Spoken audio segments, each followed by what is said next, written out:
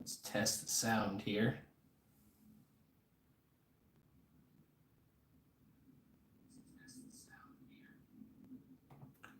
All right, we can hear. That's good.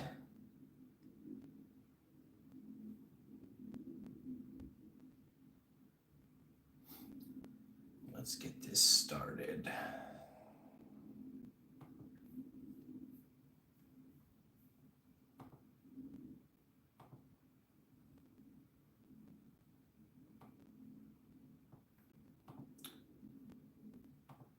Okay.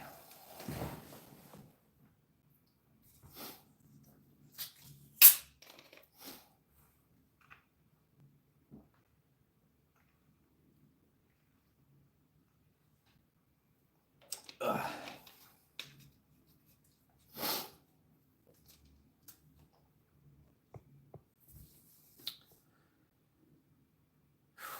Let's see.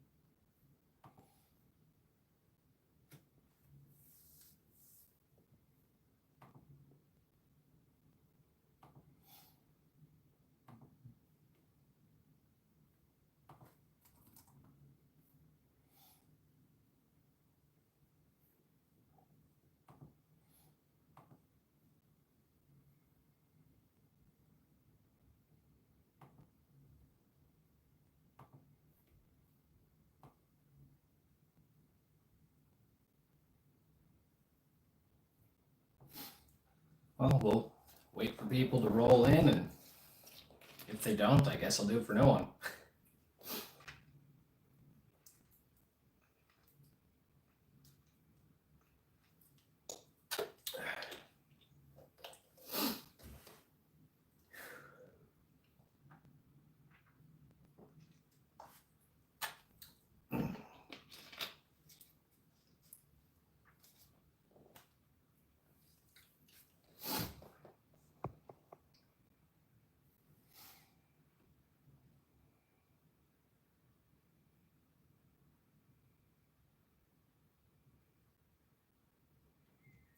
Anime Monarch, what's up?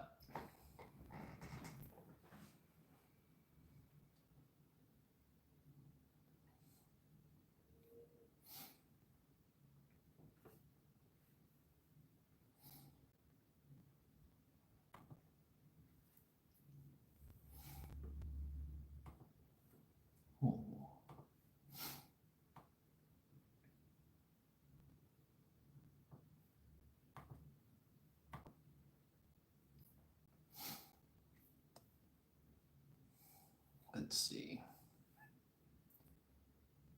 Well, a couple people are in here now. I guess we can start with the most rookie live stream tier list of all time, where I haven't figured out how to screen share on this yet. Let's see.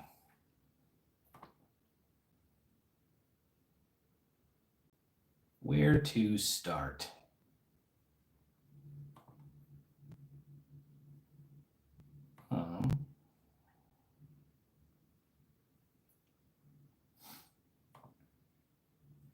Why not start with Dan to Dan? Hopefully you guys can hear me. It's not coming back to me. So if you can't hear me, let me know in the comments.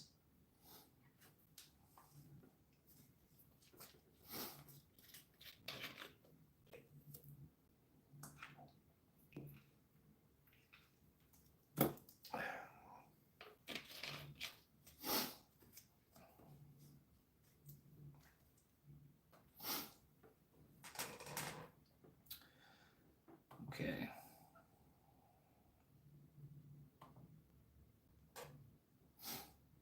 So if you're not familiar, I do my tier lists a little bit differently.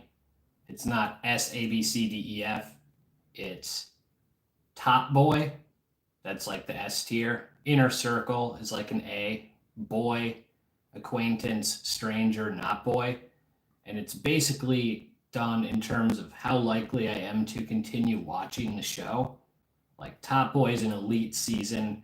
Inner Circle is something I'm going to actively seek out to watch more of. Boy is something I'm going to definitely watch. Acquaintance, I'm not really sure if I'm going to watch that going forward. Stranger, I'm probably not going to. And A Not Boy is something there's 0% chance I'm going to keep watching.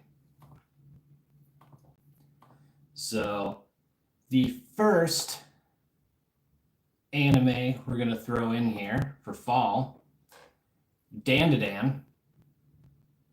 And sorry, I don't have any visuals to flip the screen for you or anything. But Dan is going to go in my inner circle. I mean, it was on my top 10 anime of the year list. It just came out, a week ago. That checked in at number 7. And really, I said in the video, 2 through 7 are interchangeable. So obviously, I'm a big fan. The comedy is so good. The dynamics between Okarun and Momo, probably one of the best of the season. Little pervy, especially episode 1, and they keep trying to go for the dude's dong, or they keep trying to go for Okarun's dong, so that could be handled a little bit better. But other than that, I really don't have any issues. Episode 7 was one of the best episodes of the season. I know a lot of people liked the finale. Personally, I didn't really think it felt like a finale. It felt like another episode with a cliffhanger. That's just me. But overall, Dan was, it was in my top 10 for the year. So obviously it's gonna go in my inner circle tier. Let's see.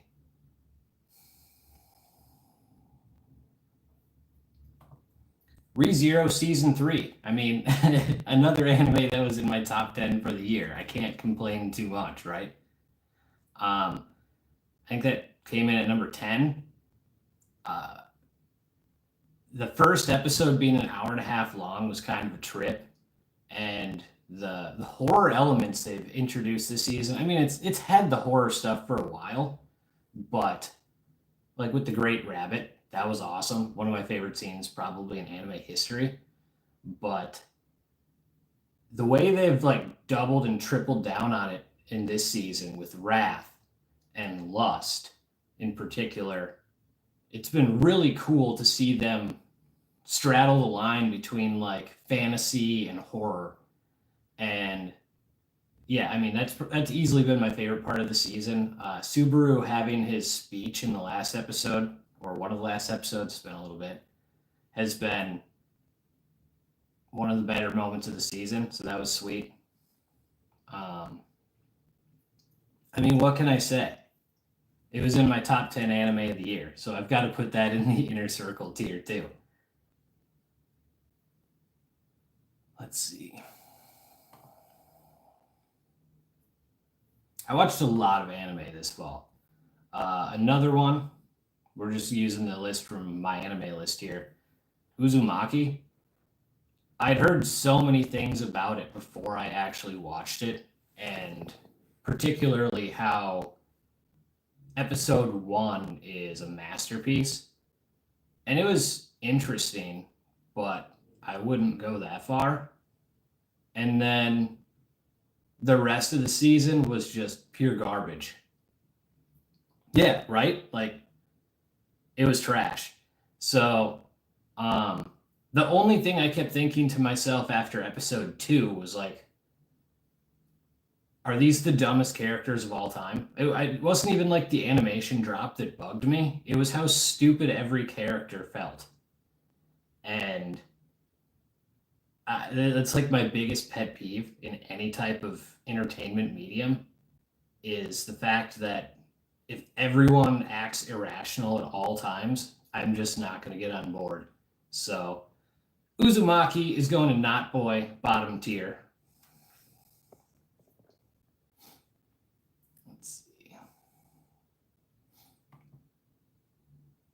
You know what? Let's put a pen or a pencil. I don't think I do. I can get that in later. Actually, let's see if I can find a pen or a pencil quick.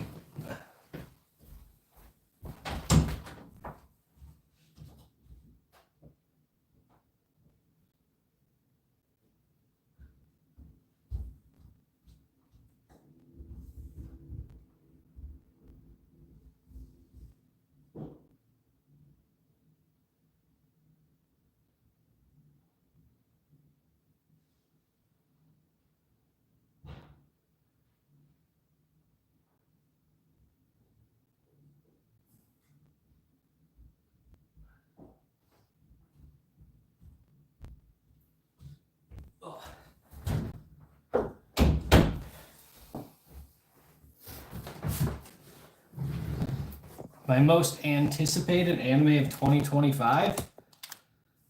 If you're counting just straight up anime, My Hero Academia, Season 8, final season. If you're counting the movies, Demon Slayer, Infinity Castle Part 1, no question.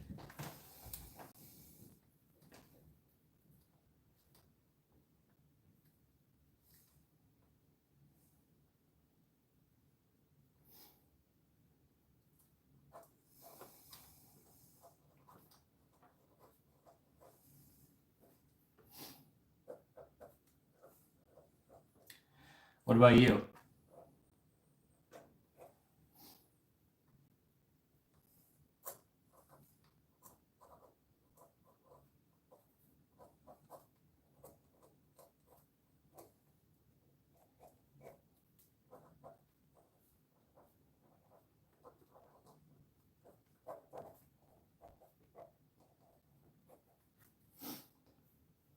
What's next?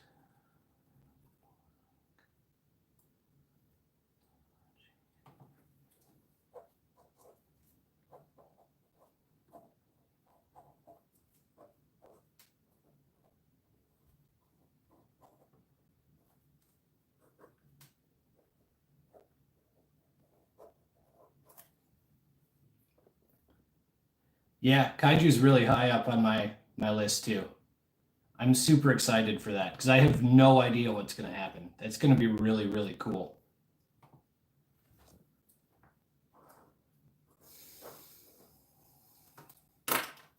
All right, we're going to go super rookie with this. We'll flash this every once in a while.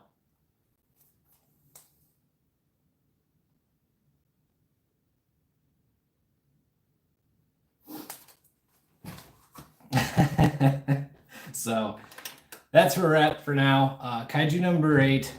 That's going to be sick. Javon, yeah. I've got the title for it. It's probably going to come April-ish. That's kind of the target date. I'm trying to keep a lot of the videos more related going forward. Do like 2 or 3 of the same anime in a row. Reveal interactions. How so?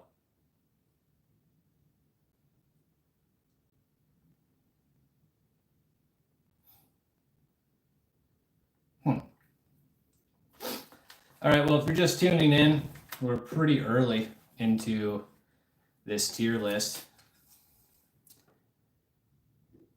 I have not watched any Bleach yet. I will be watching some this week, though. That is my number 2 plan behind finishing some scripts and videos that come out over the next couple of weeks. So I will be getting back into Bleach this week.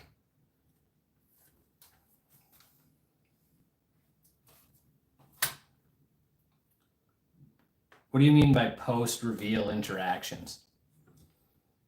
Like Mina and Kafka, or Hoshina and Kafka, or...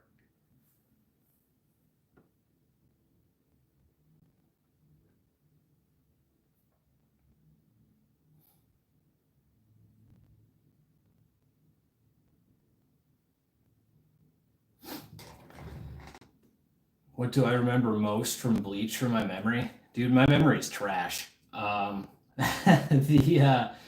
thing I remember most is definitely just how cool the Soul Society arc was.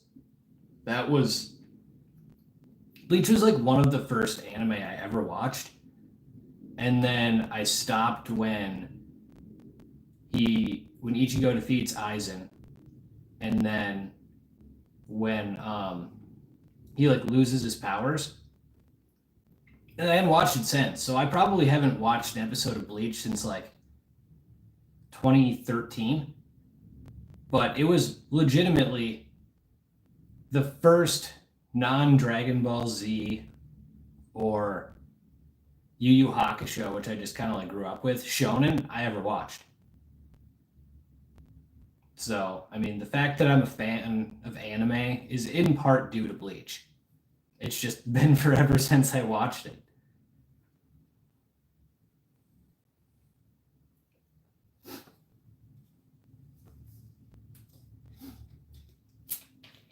I was a big Hitsugaya guy. I remember that. And what was that guy's name? The dude with the slanted eyes. Gin? Is that right? Like Gin Ichimaru? Is that correct? I was a big fan of those guys, the captains.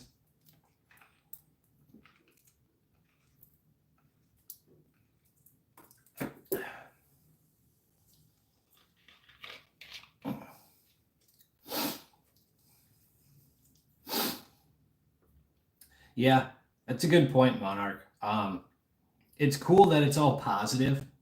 That was one of the things I loved most about Kaiju season one, is how they kind of made you think they were all going to turn on him wrongfully, and then they didn't.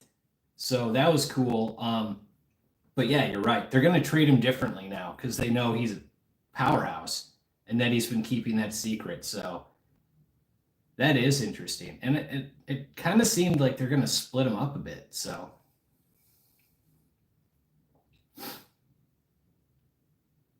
Oh, Ukiora. I remember that fight. That was sick. Who was the guy before him? Grimjow? Was that his name? Some of those were the Espada. I'm really dating myself because, like I said, it's been at least a decade since I watched. But yeah, the Ukiora and Grimjow, those guys were sick. If I donated $500, would you be my best friend? Don't donate $500. I don't. We can be friends on here without you donating $500. Don't worry about it. I don't need it. Keep your money. It's New Year's. Just treat yourself. Have something fun. Do something fun. Oh. This I mean, hopefully I try to be.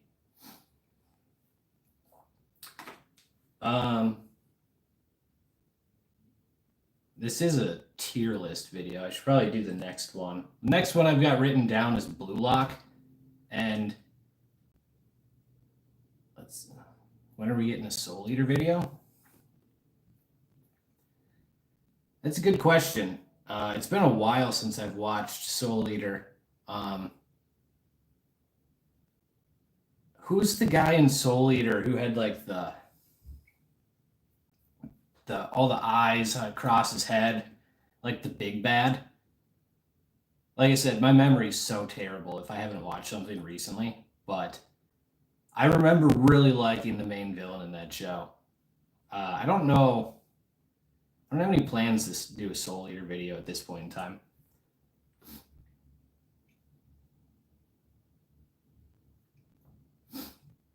Ichigo's pain. That's a cool description. I like that. Okay, before we respond to any other comments that may come, Blue Lock, it's gotten a lot of shit this season, rightfully so, for like the PNG stuff. So many still images in this show. And there's actually a YouTube video I saw where they were comparing Blue Lock and Demon Slayer, and it like in the thumbnail it said like greed versus passion. And I think that's 100% true, that they're just being lazy and greedy with it. But the content of the season has actually been really sick. The match against the U20s has been awesome. I fucking loved when Nagi scored that first goal and throws up his hand. Like, I thought that was sick as hell. And then like Sai has been everything I could have imagined in the villain. They had like the really cool episode with Sai and Reen showing and exploring their like backstory a little bit, and clearly showing that Sai got humbled overseas. And then Shido getting in the second half. It hasn't gone the way I expected it to. I've really actually liked Blue Lock, except for the fact that they've totally sold out on the animation. So, I mean, I would put that in my boy tier, which is the like equivalent of B tier. So sorry for the rookie stream part, but here's where we're at the moment in terms of that. Kishin, that's the Soul Eater guy. Didn't he have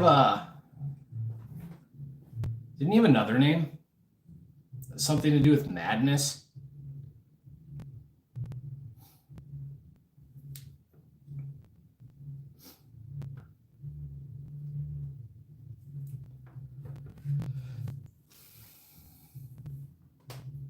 That is a cool dynamic, with the Ukiura and Bleach fight. I mean, you're obviously more familiar with it than I am. It's been forever since I've watched that, but yeah, I remember loving that fight back then, and the fact that they do switch. I do remember Ichigo becoming like the Hollow. I don't remember Ukiura turning more human, but obviously, like I said, you're more familiar with it than me. That is a really cool dynamic, kind of like switching places. If you've seen Oshinoko season 2, they kind of do something with like switching the trauma of the main characters, and I thought that was a really well handled part of their story too.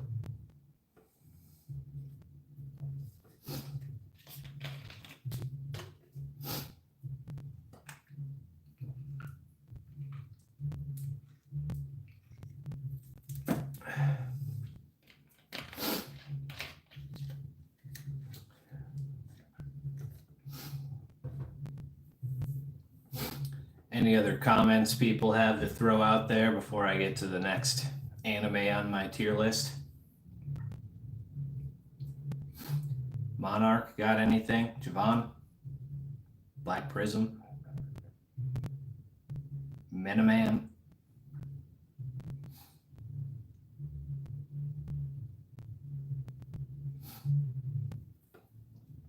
If not, I mean, I'll just go to the next one, which would be DanMachi. And I'm glad I didn't get shit for throwing that in my top 10 anime of the year, because DanMachi season 5 has been so good, and it's been so underrated for such a long time.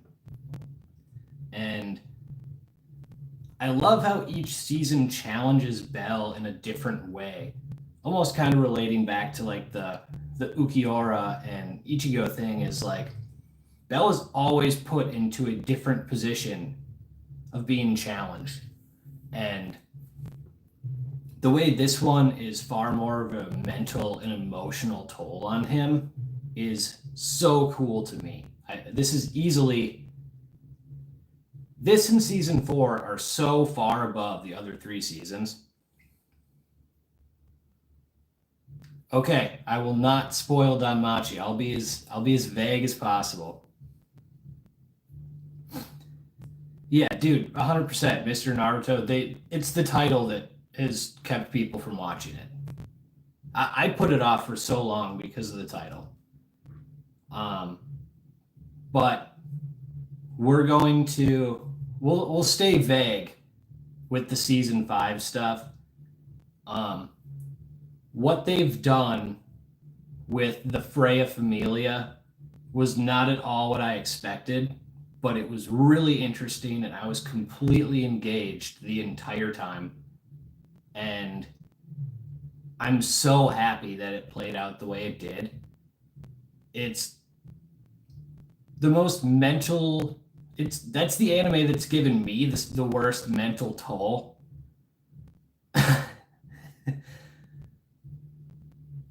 The title is definitely turning people off.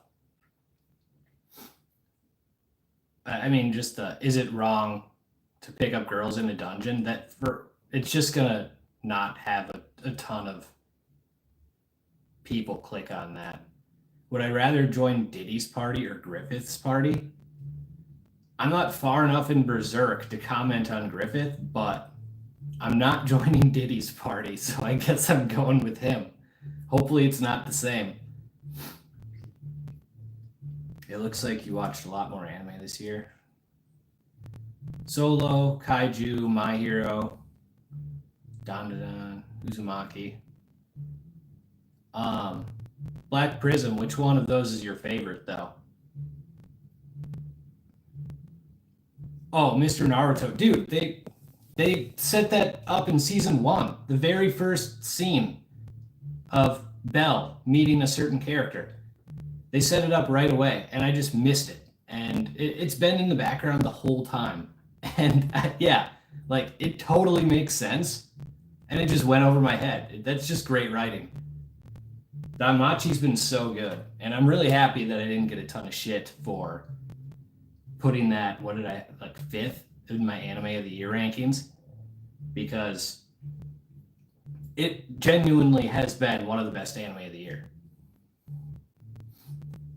Yeah, dude, literally, like an Attack on Titan reveal is like a perfect comparison where it's been there the whole time and you just missed it. But like every logical step points to that being the case.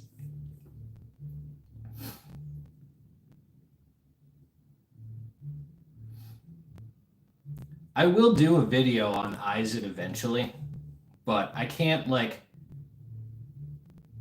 agree or disagree with any of these things because I haven't watched Bleach in so long that like it's all so vague to me. But when I do a deep dive on Aizen, I will be like looking for stuff like that with like speculation about him being lonely and stuff. I want to understand the character really well, especially because like, you know, him and Madara are so hyped in the anime world. You got to deliver if you're going to take on the challenge of making a video of some of those guys. Back to DanMachi. We're going to throw that again. It's been a pretty boring tier list so far, but we're going to throw that in Inner Circle, which is the equivalent of my A tier. Monarch, if you don't remember anything about season 1 to 4, I don't know if it's going to be nearly as impactful. I would definitely try and like refamiliarize yourself with some of that stuff because the way season 5 has played out has completely changed my opinion on some things that happened earlier. But I've loved it. It's been right up there with season 4. It's bullshit that they're pushing off the last 4 episodes, like, what, 4 months? I don't know what is going on with JC Studio. They've done a pretty bad job with the animation and fights and like 100 Year Quest. And what they're doing to DanMachi now, like, I mean, if the last 4 episodes are good, all will be forgiven. But the fact that they're just 2/3 of the way through a season, kicking out the last third is ridiculous.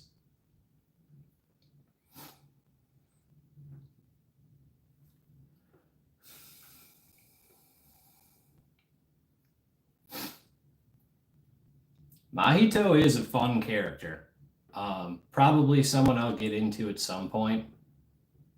Not as high up on the list of some JJK characters. Gato is probably number one in terms of guys I need to make a video on.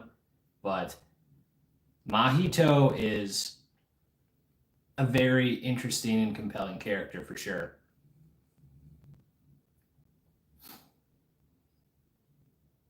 All right, let's see. Next on my handwritten list for my tiers, Ari Ferretta is an anime I really liked early on because it gave me early Shield Hero vibes, where a dude is just absolutely screwed over and then becomes a tank and starts getting revenge on everyone. And I'm a sucker for a revenge story. I mean, John Wick is like one of my favorite characters of all time. And this season has just been like a total dud for me.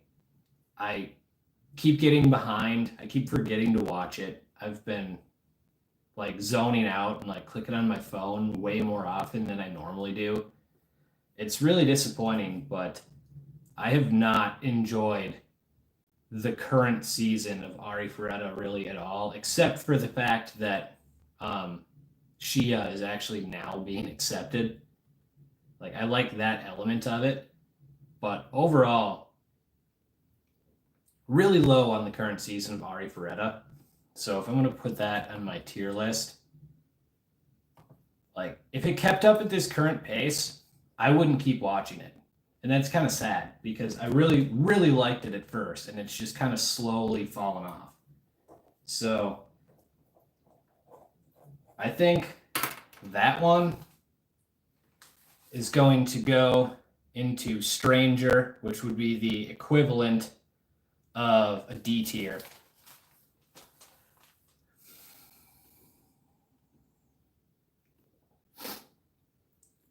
Yeah, Monarch, I would recommend rewatching just because first season 4 is awesome and it's always worth a rewatch, but I do think it would help make season 5 better for you.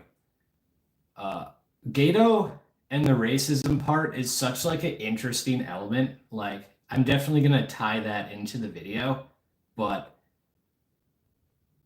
yeah, like the way he just casually throws out like monkeys and shit is like, it's pretty funny and like pretty wild.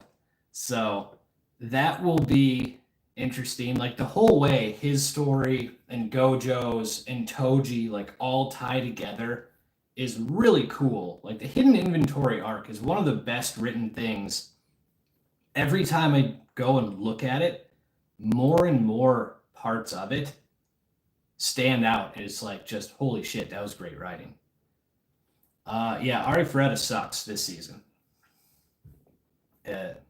I really liked the beginning of season 1. It's kind of slowly gone down because he's never challenged in any way. But this season's been pretty bad. Yeah, I mean, I've watched. I mean, this is at least the 3rd season, and I'm basically putting it in D tier. So that's not it's not great.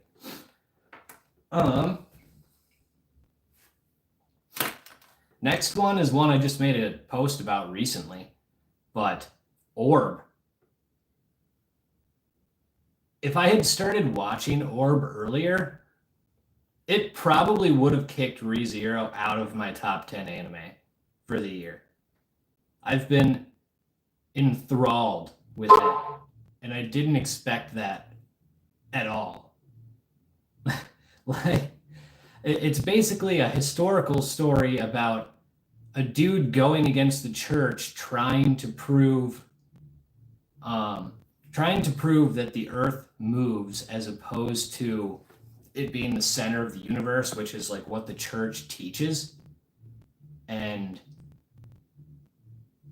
somehow it's been one of the most exciting, thrilling things I've seen this year. It comes down to, it's a story about putting the greater good above yourself, regardless of the personal cost. And I've been stunned by how good it is. Raffle didn't have like a super long arc, but it was one of the coolest ones I've seen. Have I seen Ranma? Yes, I have. That'll be on this tier list today. Switching to Cell. Dude, Cell had one of the coolest introductions of all time. I mean, when I was a kid and they played that like one trailer of him and he's like walking and you see his shadow while there's like people hiding underneath some stairs around like a corner alley, scared the shit out of me as a kid. It was so terrifying. His intro was a legit horror monster. And then the way he becomes this completely different character by the end is such a unique way to handle it. It was really, really cool. I love the introduction of Cell too, because like the heroes were already screwed. Like the androids were kicking their asses. And then all of a sudden you have a horror villain added right in the middle of it. And like Goku's still out cold, Vegeta just got his ass kicked. It was so sick. Yeah, Piccolo fusing with Kami to become like the Super Namek. That was epic. Let's see. There we go, Black Prism. Let's go. You and me, my hero. That's my number one anime of the year too. So glad to see I've got some support with that. Yeah, the Cell Piccolo dynamic was really cool. Yeah, the Android Saga and Cell Saga would just pure chaos is the best way to put it, because like shit was just hitting the fan left and right. It's like, oh, the androids are coming. Wait, they're really strong. Wait, there's an extra android. Wait, there's instead of 2, there's 5, and 1 is stronger than all the other 4. And then you get the horror villain Cell coming in, and it's just so sick. I can't. I'm really excited to make that Cell video and the Piccolo video, to be honest, because those are going to be characters I've been attached to for 20 years. So those are going to be a couple of videos I'm really excited to put out, especially with like the Vegeta one was fun, the Trunks one was really fun to make.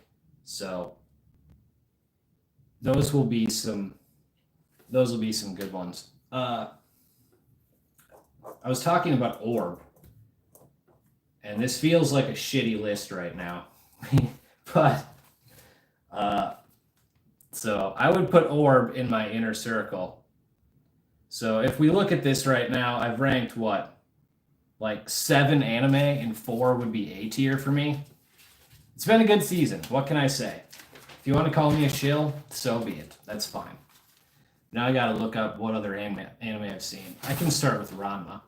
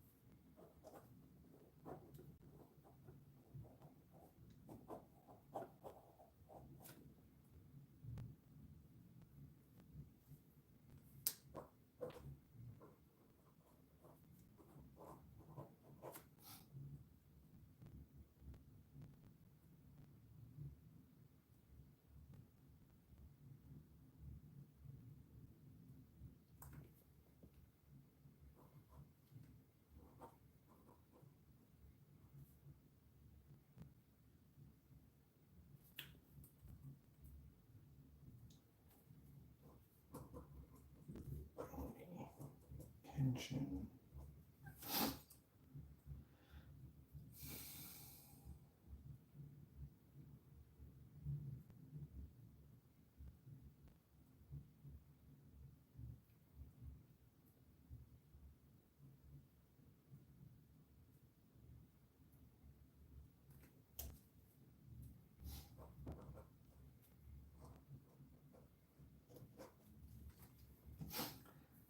I feel like I'm missing some.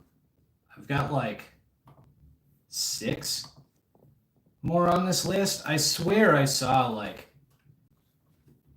I swear I have like another 10 anime, but I only counted 6 on my anime list. Well, let's get to some of these comments. Oh, dude, Mr. Naruto. Well, episode 3 blew my mind, and it was so cool. Yeah, extremely unique storytelling. I absolutely loved it. Let's see. The Piccolo Kami dynamic is sweet. K Wolf Torchy 7321. Yeah, I mean, a lot of people would say Dan to Dan is probably the best anime, not only of the season but of the year.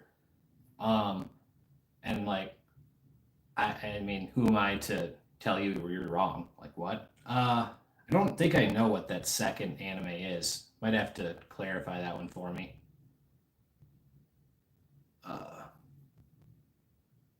Yeah, they did.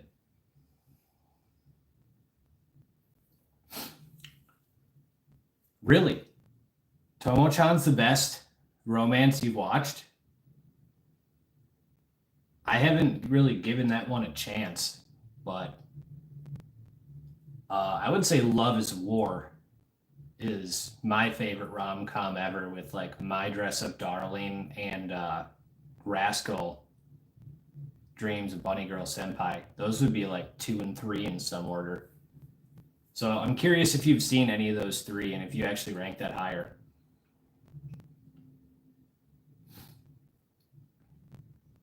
Oh, the If Your Wife Become an Elementary School Student. I've actually heard that's really good. Creepy title, but I've heard that it's actually a really good anime. I haven't come across it myself, but I have heard great things. So next on our tier list would be Ranma, and I had no experience with the original series whatsoever. This was easy to watch because it was on Netflix, but I've been genuinely entertained by it. It's a really funny show. I didn't really think I was going to like it.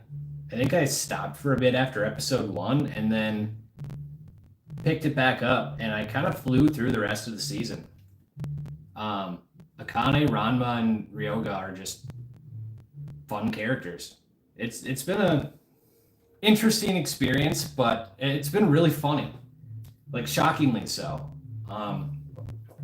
And based on like my tier list of like would I watch more of it, the answer is absolutely yes. So I would put that in the boy tier, which would be the equivalent of like a B tier for me.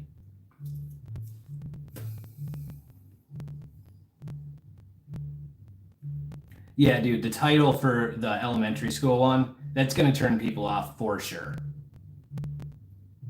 Yeah, Cell is 100% the embodiment of like the ugly part of the Z Fighters. Absolutely, no doubt.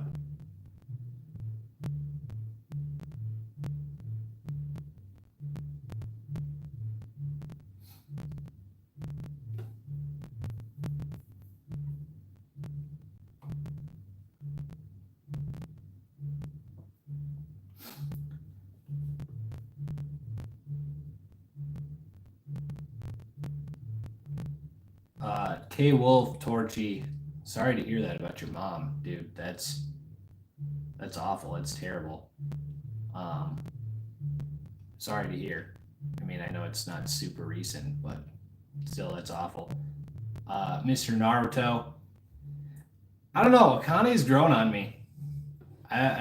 She was kind of annoying at first, but she's really grown on me. So I would say she's best girl for me.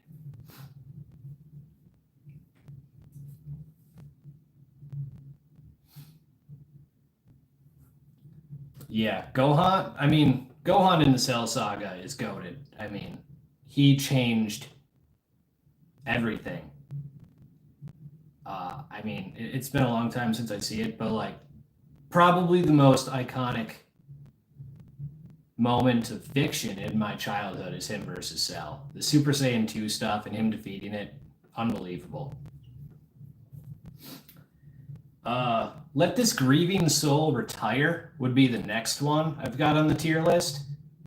And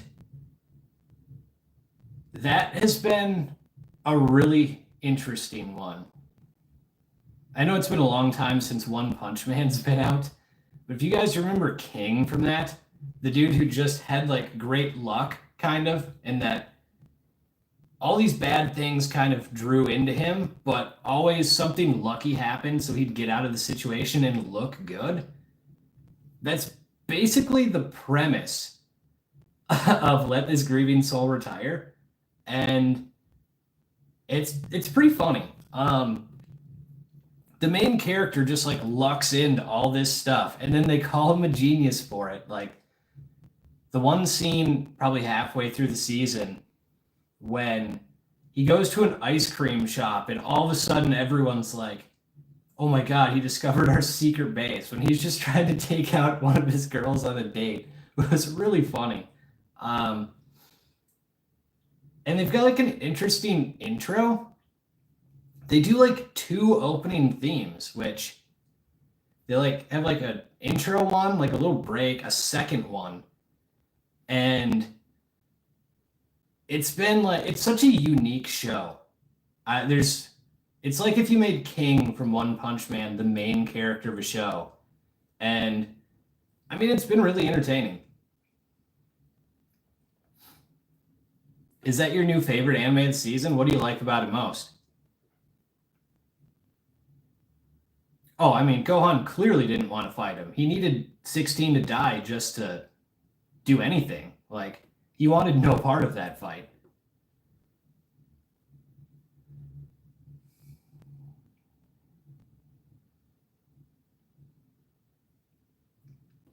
Speaking of dad, since you guys are talking about that now, I've tried relatively hard to get my dad into anime. I've like had him watch some My Hero, some Death Note, like some easy starter stuff. And I was watching Demon Slayer because I'm making a couple of Demon Slayers or a couple Demon Slayer videos here in January. And so I was watching season 3 or Swordsmith Village. I was watching that to do research for these videos that I'm going to make. And my dad just kind of like sat down next to me because I was over at their house. And he watched, we were like, I think we were on episode 4. And he just sat down and we started watching. And then we finished the whole season. He just watched the whole thing. And he was like asking me questions about it. And I think Demon Slayer might be the one that actually pushed him into maybe kind of giving a shit about anime. So that would be cool. I didn't think Demon Slayer would be the one, but he was like totally into the action and like had a ton of questions about the characters. So that was cool.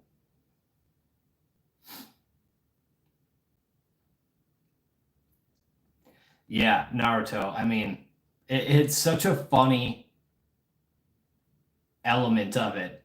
Yeah, everyone believes he's a super genius. Or the most recent one with like the mask, how just him being interested in it drives up the price to like $1 billion, and it's completely useless. And he only wanted it because he thought it was something else. Like that was so funny. Yeah, the narrator making fun of Arnold, that was great too. Uh, the Arnold stuff has been really funny. He's been totally cucked, and I mean, I've been here for it. 16, right? Yeah, I mean, Cell never could understand. Cell's extremely arrogant, greedy, selfish. Everything you said. Yeah, I'm with you on that.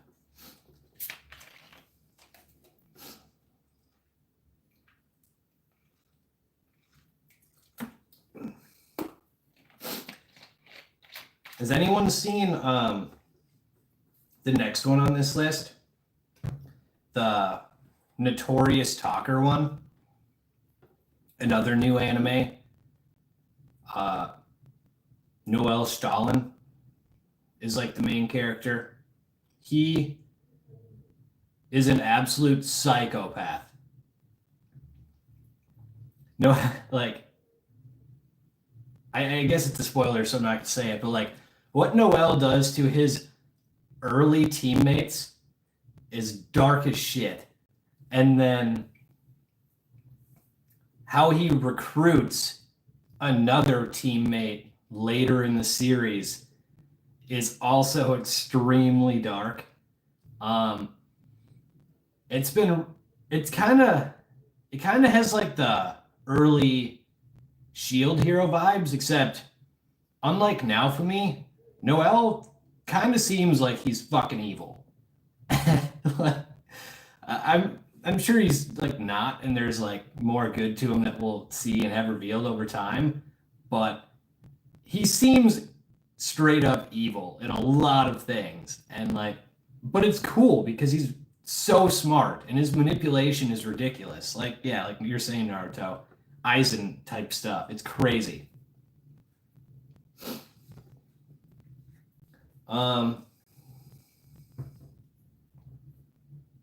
Honestly, I didn't even give a grade for Grieving Soul, but I would like I'm gonna watch the next season of both of those. So if we're keeping track, I think that's what all of those are boy. So let me back that up a little bit. There we go. So I would say Ranma, Grieving Soul, and Notorious Talker are all going to be anime I watch more of. So those are in the equivalent of my B tier. I'm being very generous this season. Let's put it that way. Oh yeah, that was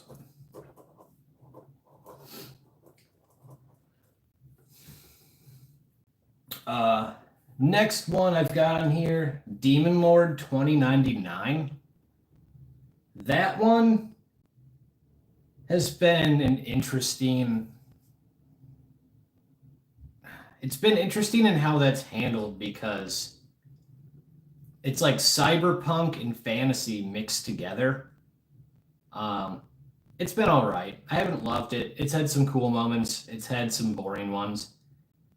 Unless anyone wants to talk about that specifically a lot further, I mean, I will. But otherwise, I think that is just going to go into the acquaintance tier, which is like the equivalent of my C tier. Maybe I'll watch more. I don't know. I haven't been in love with it so far. It's fine.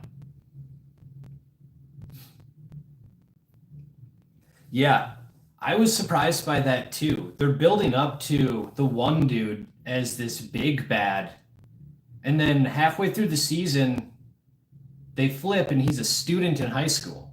It's like I didn't even know he was high school age. Like the one thing I'll give them credit for is the fact that they made the Demon Lord, the ultimate demon, is they made him a streamer who gets 3 million subs, which hell, I'm jealous, man. That'd be great. But I'll give them credit. That was actually a really funny arc. But the fact that they put him in school after that start is such a weird twist in that season.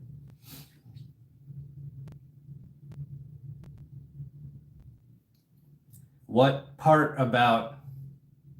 Oh, are you saying that dragging Monarch? Are you saying that dragging it out is what you hate about rom-com anime?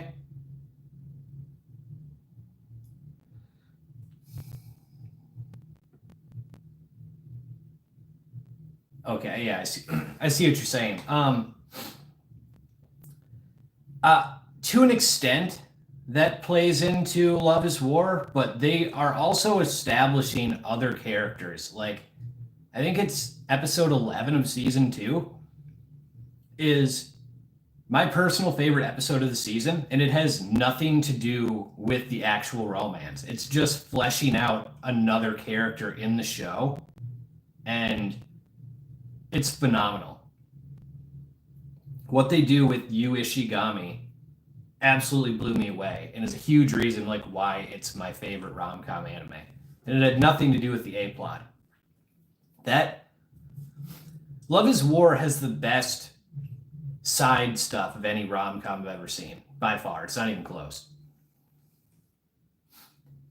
What do you do when you have no skills and can't get a real job, become a streamer? I'm glad I have a real job. Otherwise, that would feel like a personal shot almost. But it's true. I mean, it was really funny how like that was the way they took it in Demon Lord 2099.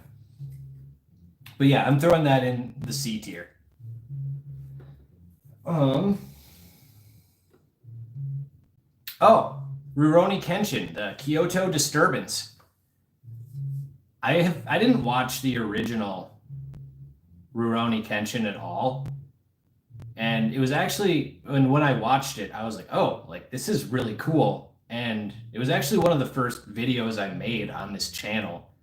I think it was the first video I ever had that like got over 2,000 views and really like made me want to commit more to making anime videos.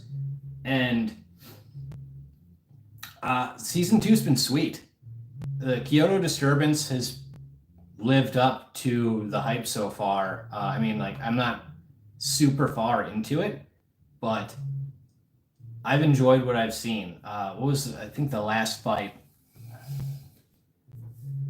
All right, well, here's my terrible memory coming into play. I don't remember the guy's name, but the guy who's got the sword wrapped around his waist, I really liked that fight. I would throw that in boy. Like that would be my equivalent of a B tier. So again, I've been very generous in my tiers today, but I would put Rurouni Part 2 there so far. I don't know how a sword like that works, but it was cool. I mean, Mitsuri kind of has a similar thing, but she doesn't wrap it around herself. I think there's only 2 more I've got on the tier list, and we can just kind of talk a bit, I guess. But You Are Miss Servant is an anime I started. I got 2 episodes in and dropped it. I just wasn't that entertained. So, I mean, I'm going to put that in Stranger. I didn't aggressively hate it, but I'm not planning on watching any more of that. So that's going in the equivalent of my D tier. And then I'm going to find the official title of this real quick.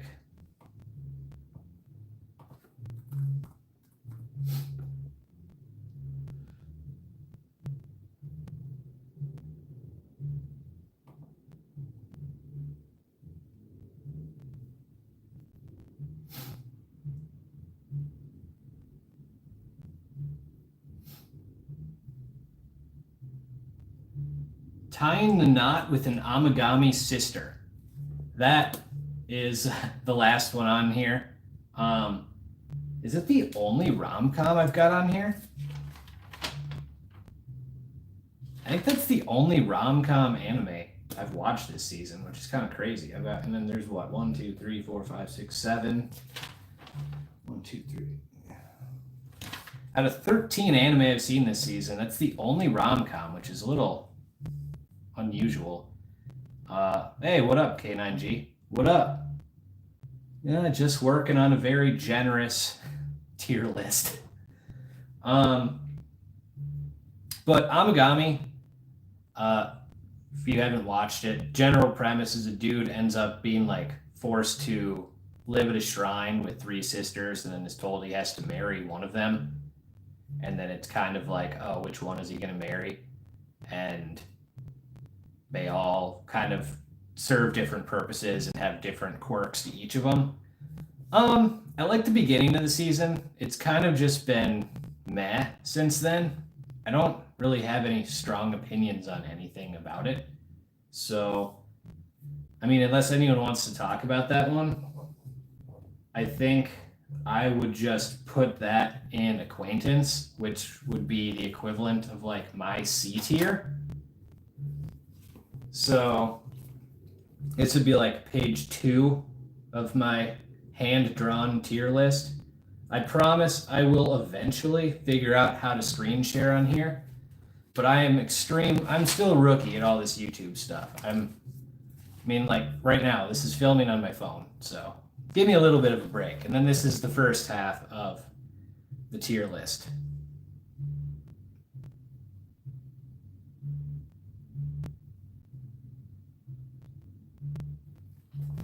So 13 anime I've watched this season, and overall it's been very positive, but whatever. Let's see. What editing software do I use for my videos? DaVinci Resolve. It's free, so that's why I use it. What have you been watching? Are you hyped for Solo Season 2?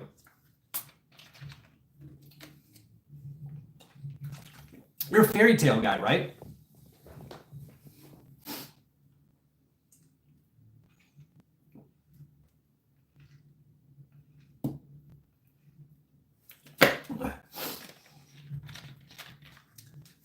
Yeah, Monarch, they do that in Demon Lord 2099. He's not like evil at all.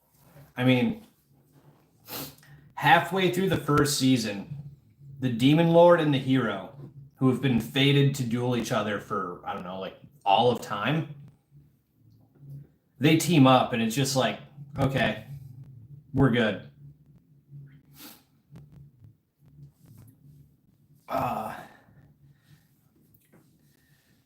Yeah. Obviously I'm always going to take more fairy tale. I'll never be able to have enough Lucy, Natsu, Urza, stuff like that. The more I've watched 100 Year Quest, the more issues I have with it. They just don't seem to give a fuck about the animation or the fights, or like taking their time to slow down and let things simmer. Everything is just jumping into the next thing. And I think that's really hurt the quality. There's still been a lot of good moments this season, and it's still better than some of the original arcs, but the more 100 Year Quest there's been, the more issues have popped up for me.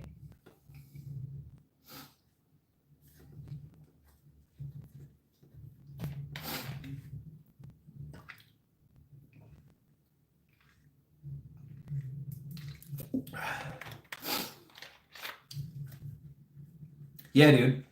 4 dragons in 24 episodes. And they've defeated 2 of them. And they very well could defeat the 3rd before the season's done. Like, that's outrageous. Those should all be 12 episode arcs at minimum per dragon. Not like 7.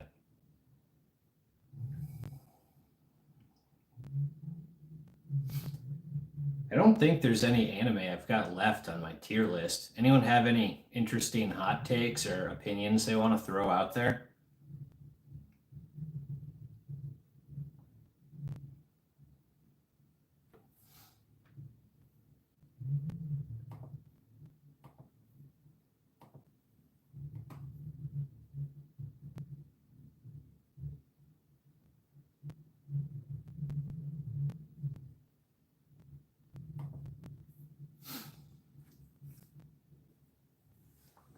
Any specific anime you guys are looking forward to in 25?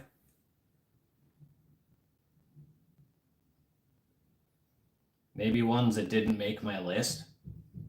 Speaking of, have we gotten an official announcement on JJK? Is that coming back in 2025?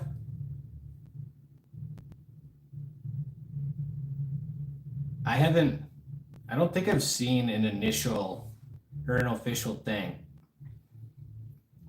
Solo Leveling, absolutely. Dr. Stone Season 4.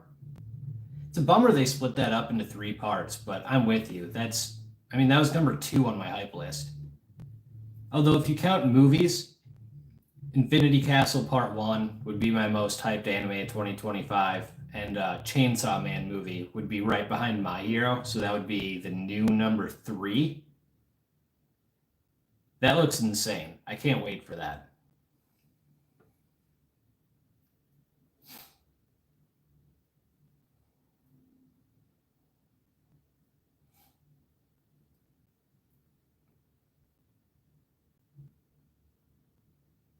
Yeah, ReZero Part 2 counts. DanMachi Part 2 counts too, even though there shouldn't be a DanMachi Part 2. I'm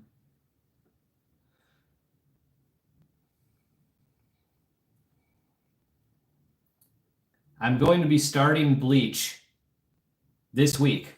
Or not starting, picking up where I left off Bleach and watching for the first time in a decade this week.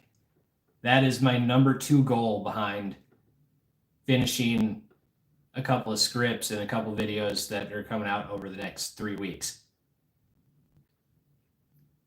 Everyone raves about 1,000-Year Blood War, and I'm getting annoyed that I can't like chip in with anyone who's talking about it. Everyone has loved it so much. So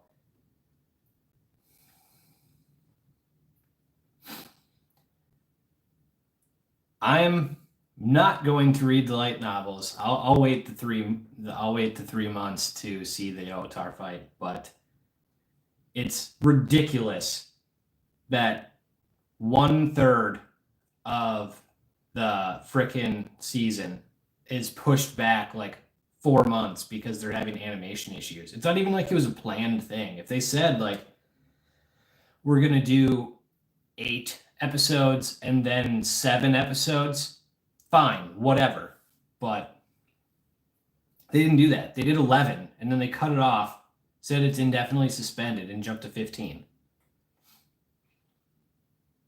See, that's cool. I wish Fairy Tail 100-Year Quest was a passion project and had a bunch of love behind it, because from everything I've heard, the content is incredible, but the adaptation just has not lived up to what I've heard the actual material is. And like I get it, that's like a common thing, but being such a big fan of Fairy Tail, it's such a bummer that it clearly doesn't have a bunch of love behind it. So the fact that Bleach does is really cool. I actually haven't started Daima. A lot of people have told me it's good. I have not started it yet. I can't watch anything Dragon Ball related if it's not dubbed. I grew up with Chris Sabat and Sean Schemmel, so I can't not watch it that way. So I've had to put that off. Hate me for it, whatever. That's fine. I know everyone says subs are better, but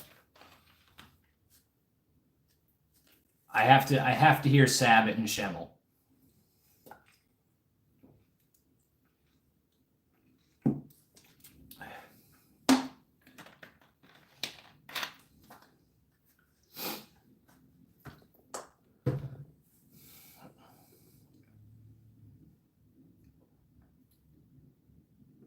Anyone have any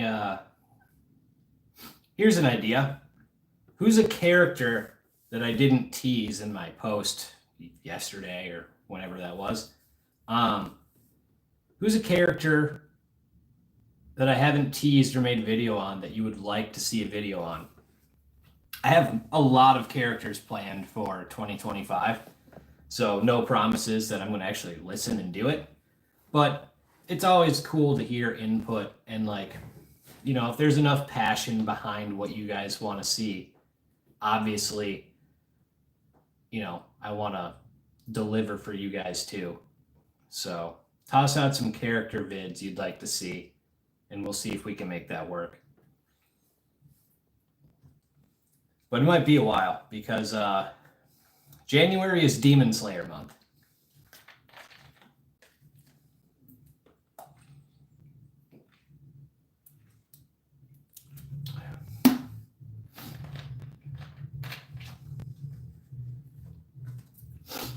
And I plan on getting back to Fairy Tail in March.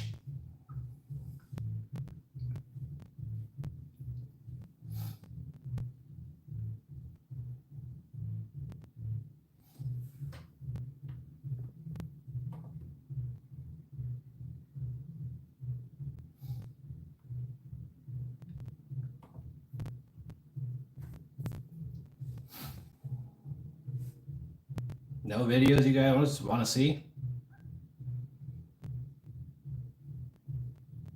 I mean, that makes my job easier for sure. And I won't complain.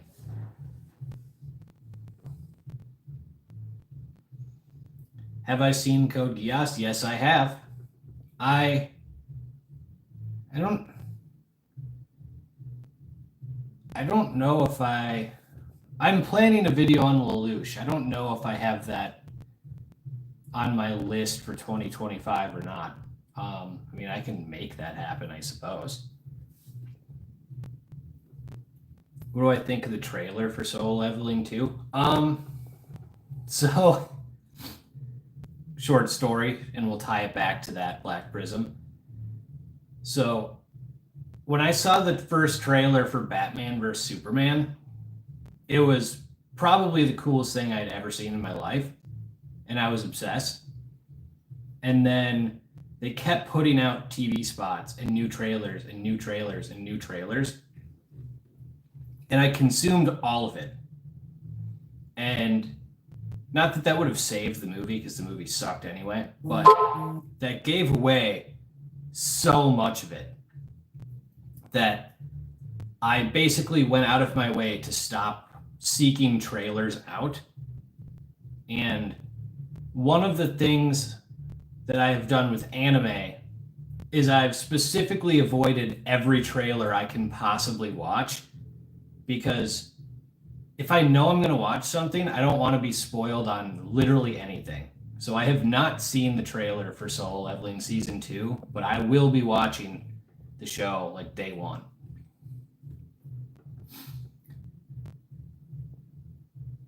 Monarch, I'm with you. It feels like no one likes Windbreaker as much as I do. I had that in my top 10 anime of the year, and doesn't seem like anyone else has.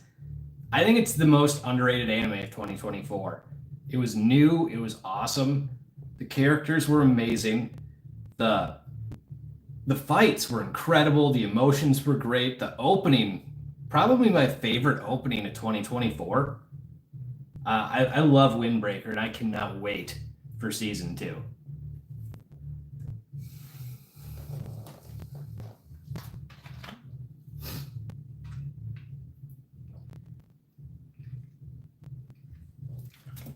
Right? It absolutely did.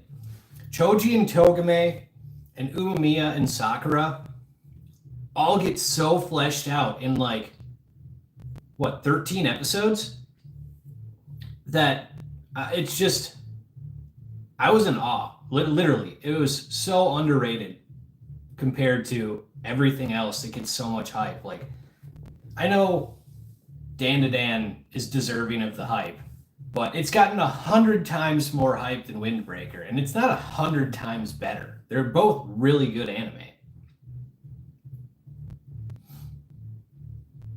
I'll probably get hate for that now that I know what I just said, but whatever.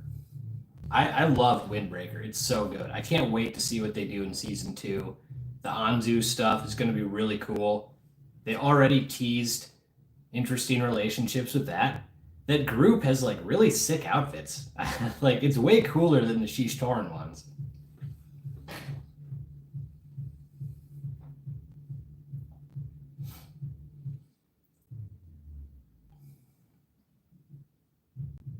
Anyone else have any anime they want to talk about for 2025 or video ideas you want to pitch?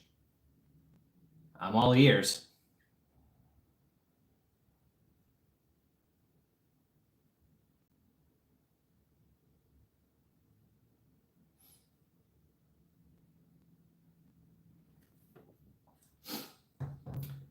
If you're tuning in late, I will throw up my tier list one more time. Top Boy is the equivalent of my S tier. Inner Circle A, Boy B, Acquaintance C, Stranger D, and Not Boy F. But this is the first half. I know, scrappy. And second half. Sorry, I wish I knew how to screen share. I don't, but like I said, I'm a rookie streamer. This is my second stream ever. I haven't figured it out yet. I need to do more research on how to fix sound and not use my phone and screen share. Sakamoto Days does look interesting, and it's got a lot of hype.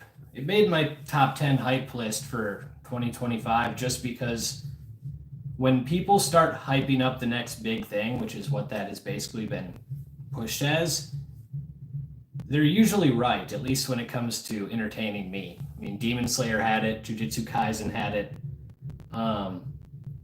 Solo had it, Kaiju had it, Dan to Dan had it, and I've loved all of those. So I'm looking forward to that. The one that hasn't gotten confirmed yet, and I don't think it'll come in 25, but probably 26. The one that's really starting to get me excited, despite knowing nothing about it, is Kagurabachi. Everything I've heard about that says it's just incredible. And like the designs look amazing. So I'm really excited for whenever that gets adapted, probably in 26.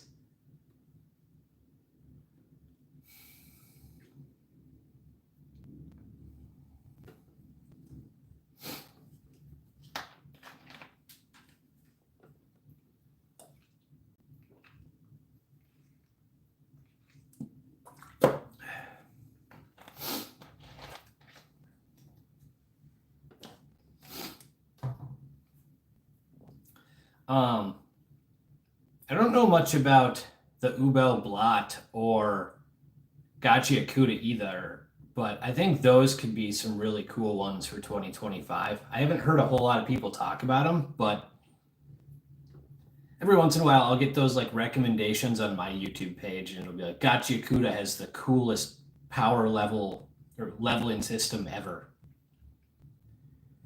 Meng Kai, hey man, what's up? What's up with you? Almost Happy New Year.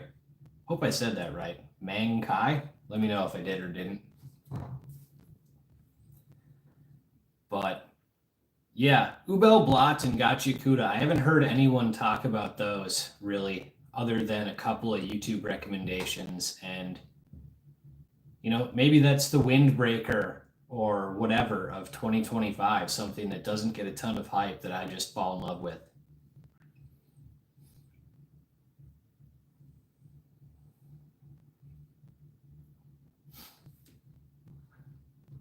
Anyone else have any good anime that they watched this season that I haven't watched other than Daima?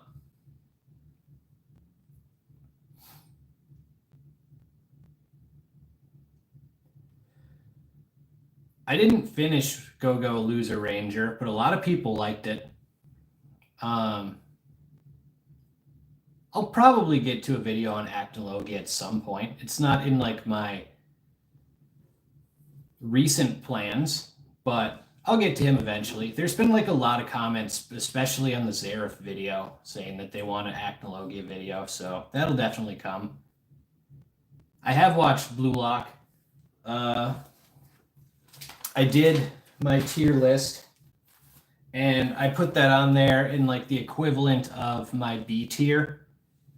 I get the animation concerns. It's selfish and greedy on the studio's part, but I've actually really liked the storyline. The match with the U20 team has been awesome. Sai has been cool. The Nagi goal was awesome. I've really liked how they've handled Shido. I watched the first half of season 1 of SLF.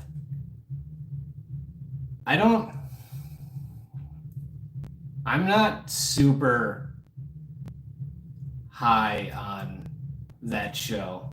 I get the sword art complaint or comparisons, but to me it doesn't have any stakes, and I'm not as big a gamer as I used to be, so just watching a video game doesn't appeal to me as much. But people have said season 2 is really good, so maybe I'll have to like give it another chance. Oh, I'm sure as a manga reader, Blue Lock was incredible because The way the story has played out has been incredible. It's just the animation has been trash. If a different studio handled it, it would be probably one of the best of the season. If not the best, honestly. Like, the story's been enthralling for me. I've been watching it with a buddy of mine, and he's one of the episodes he was most locked into all year long was the episode right before halftime against the U20s. Just, we were completely zoned in and watched the whole thing, like hardly any banter, no phone breaks or anything. Just totally zoned in on it.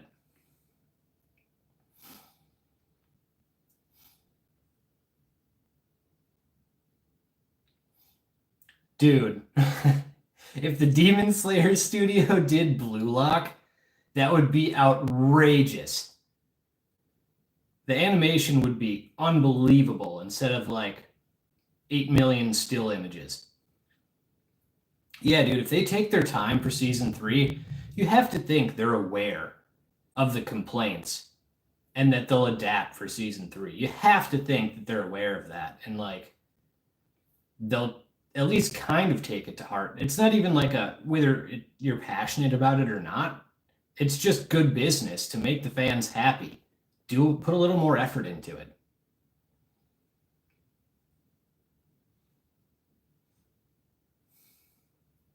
Back to the SLF stuff real quick.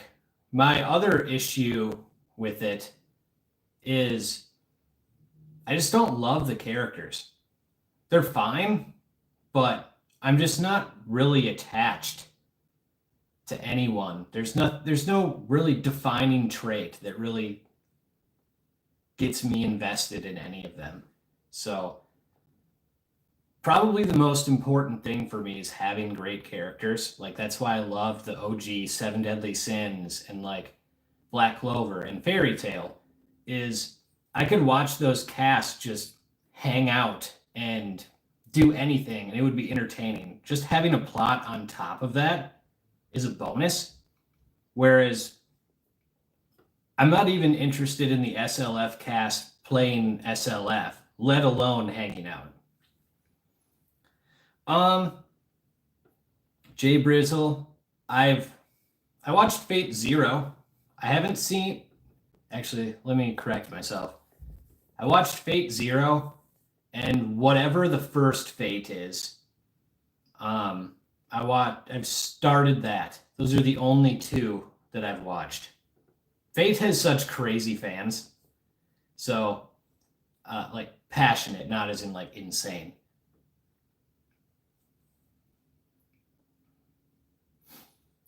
Yeah, I agree. The side characters have not been handled super well. Like there's I think it's the purple haired girl. I have no attachment to her whatsoever. The girl who's got the secret crush on the main dude, it's not interesting to me. And they haven't given me a reason to care about those people.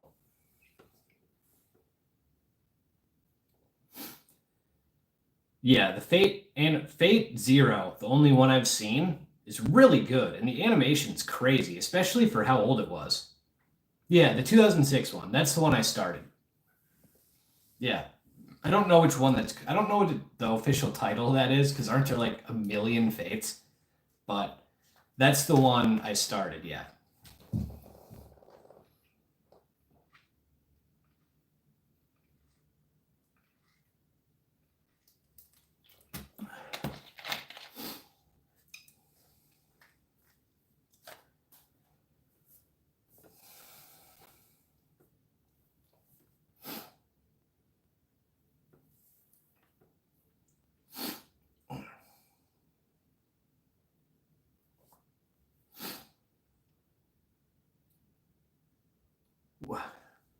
What order do I have to watch Fate in? Like, what is Fate Stay Night compared to the original and Unlimited Blade Works and stuff like that?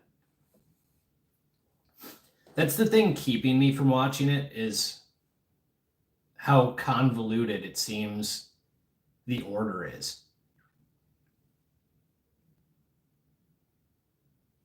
Everyone seems to love Fate's Stay Night.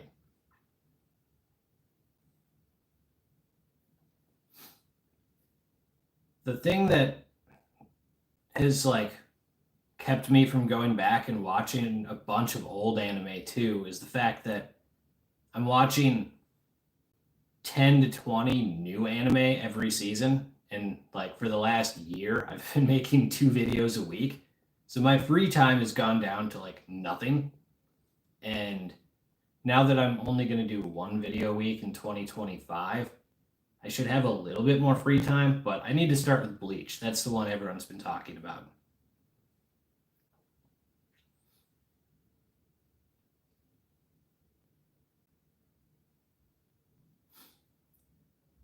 Who's introduced at the end of Fate Zero?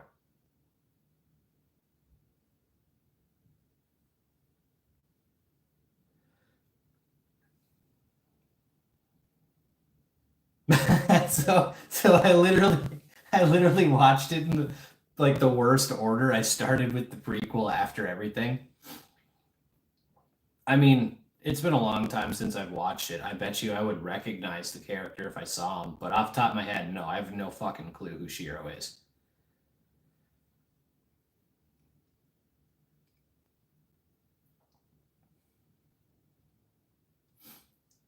Original Fate Stay Night UBW trilogy of movies, Fate Zero. Okay.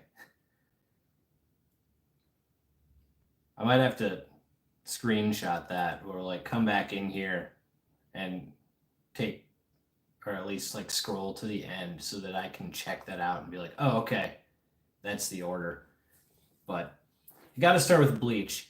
I can knock out the Fullbring arc. I think that's the one I need to watch, and then it's right to Blood War. So I'm not nearly as far behind as I thought. I thought I was going to be like 100 episodes behind the original, and that's just not the case.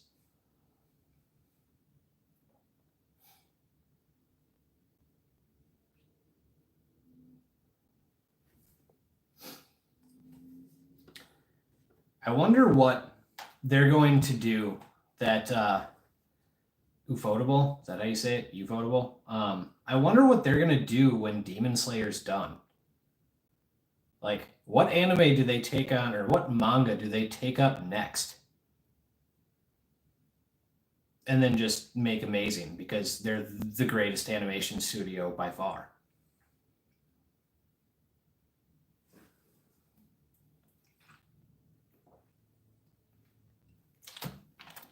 Fire Force Season 3 could be good. It's just taken forever to make.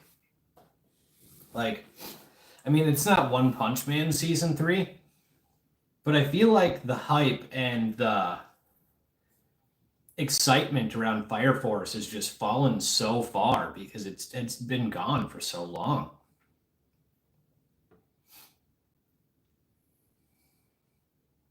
Really? What anime are they making? If they're adding a new thing to their rotation, I absolutely want to start that because they make everything look incredible. So I want to see if they're making. I'm going to look that up.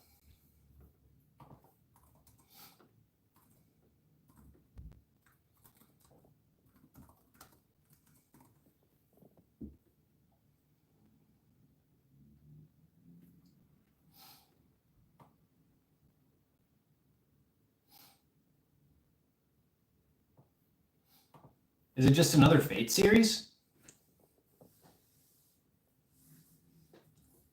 Or are they doing like a new one? Oh, okay. You did get my hopes up. But we're good, Jay Brizzle. It's fine. Mappa's always making new anime. They do a ton. So I get it. But like they're Hell's Paradise, I think they got to that. And then JJK is going to be coming back. I thought I heard a rumor about them having something to do with One Punch Season 3. That could be wrong. JC staff needs to fuck off. That's what they need to do. they've taken on too many of my favorites, and they haven't done them the justice they should have. That's what they need to do. Yeah, Demon Slayer and Fate are kind of the only ones that studio does. But if they took on more, that'd be cool. I would also like to see the Zom 100. I would like to see the Zom 100 studio take on more anime. They had some really cool looking animation. The Dan studio has that Santa anime coming out. That looks pretty interesting. Hey, Loxus Renji, how's it going? I have not seen Tales of Zestiria. Is that how you say it? Make your pitch. Tell me the plot, and we'll see if I'm intrigued or not. Yeah, JC staff is literally the opposite. They take on too much and they ruin too much shit. It would be so awesome if Ufotable took on Kagurabachi. If that was the one they took on after Demon Slayer, I would be in heaven. That would be sick. When did that come out, Monarch? I don't know anything about it. Like, what's the plot and when did it come out?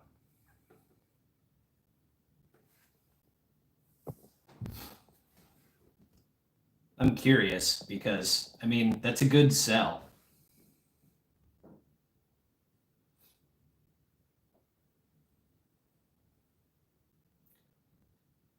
$2015? Okay.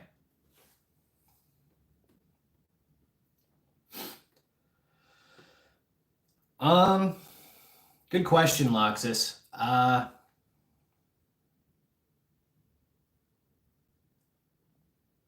It's not 09 and it's not 100 Year Quest. I know a lot of people like 2009. I like how Lucy looks a lot better in 2014, 2018. So one of those two, probably.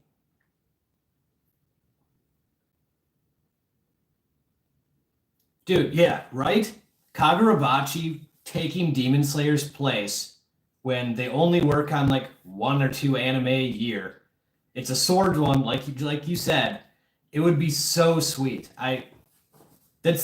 Kagurabachi is the only manga I've bought for an anime that hasn't come out yet. Or the only manga I've bought that doesn't have an anime adaptation. The only one. And I just ordered it, so I haven't got it yet. But I'm really excited for it. Everyone says it's incredible. And like I said in one of the recent videos, I'll trust the people until they steer me wrong, and they haven't. So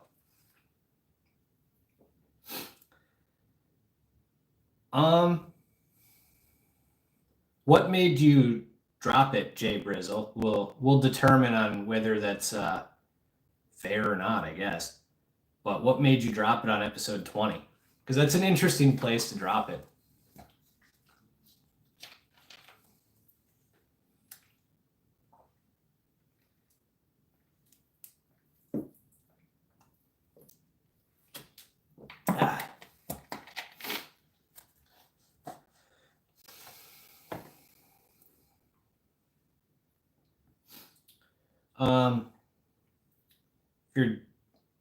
If you're just tuning in, I did do my fall anime tier list. Dan was essentially A tier. Same with ReZero, DanMachi, and Orb. Uzumaki was basically F tier. Ari Ferretta, D tier. Blue Lock, B. Ranma, B. Let This Grieving Soul Retire, B. The Notorious Talker, B. Demon Slayer 2099, C. Rurouni Kenshin, B. You Are Miss Servant, D. And then Amagami Sisters was C. Do I like Omniscient Reader Viewpoint? I don't know. I'm indifferent towards it, I guess. I don't like or dislike it.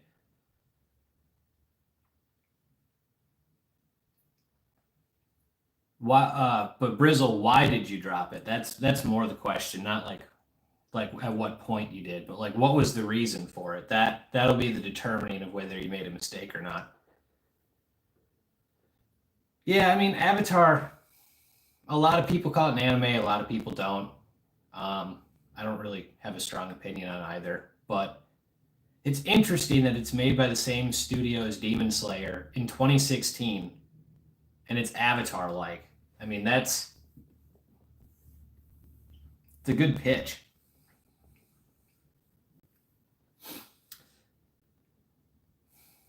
What do you want? What draws you in to an anime, Jay? Like, what are the things that are going to really win you over in an anime?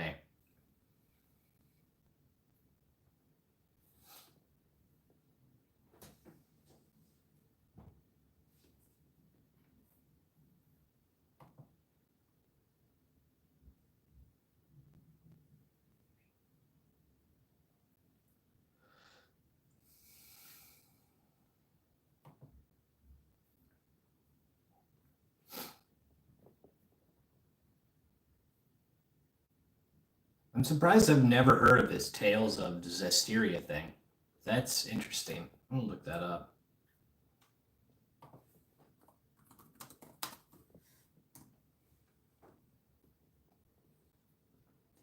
I have never even seen this.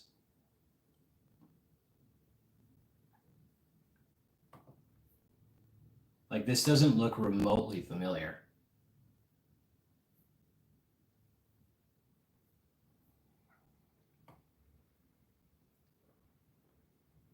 The art style looks slick, though. I'll give it that.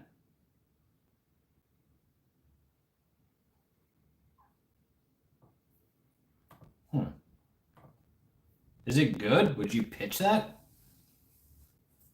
Should I watch that?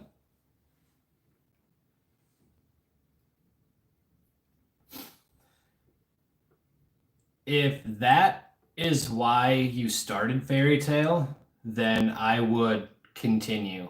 Like right after 20, I like 30 to 50 is some really good stuff. And then in my opinion, it gets slow for like 40 episodes. And then the best 3 arcs of the show, in my opinion, hit back to back to back after that. And that's what made me fall in love with it. I actually started Fairy Tail during COVID when I had it. And I was at home. I couldn't work at the time. I mean, I was working from home. But I got through. So I was in the Haracion Seis arc, which is like 50s, 60s. And I went from episode, let's call it 60. I went from episode 60 to 328 in like 2 weeks. All I did day and night was just watch Fairy Tail. And there was one night in particular, I'll never forget it. I was watching the Grand Magic Games arc. And this is the moment I knew I was just in love with this series. It was, I don't know, 11:30. And I was like, all right, I'm going to bed. And then there's a really cool cliffhanger episode. So I was like, okay, one more episode. And I kept doing that. And I didn't go to bed till like 5:30 because every episode was just a banger. And the Grand Magic Games is like pretty easily my favorite arc of Fairy Tail. And so many people give up on the anime before it gets there, but it's one of my favorite tournament arcs ever. There's so much emotion behind it. It's so creative. The characters are incredible. There's actually meaning to the tournament. So, yeah, just like 15 episodes in a row, I was like, holy shit, I need one more.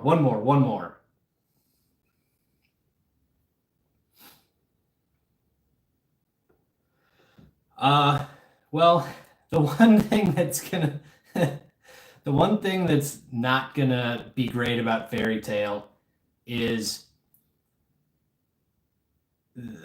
threatening plot points is not their strong suit. Let's put it that way. Yeah, Naruto. Grand Magic Games is easily my favorite. I revere that above, like, it's I revere it way more than probably most people do. Specifically because of that one night where every episode hit and I just like knew like I love these characters, I love this series. Yeah, man. Uh Jobless coming out in 2025. I'm surprised they're doing it that quick, but part 2 of season 2 was awesome. So, my favorite character in Fairy Tail, Lucy, hands down. Can't wait to make a video on her in March. Not even close. After Lucy would be Zareth.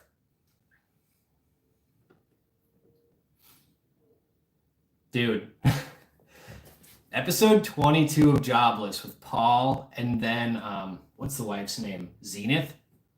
That's like the worst thing that could possibly happen. You lose your dad, and then your mom is like a vegetable. Great, great, great episode. Urza, I did a video on Urza. Was that like August? 4 months ago or so?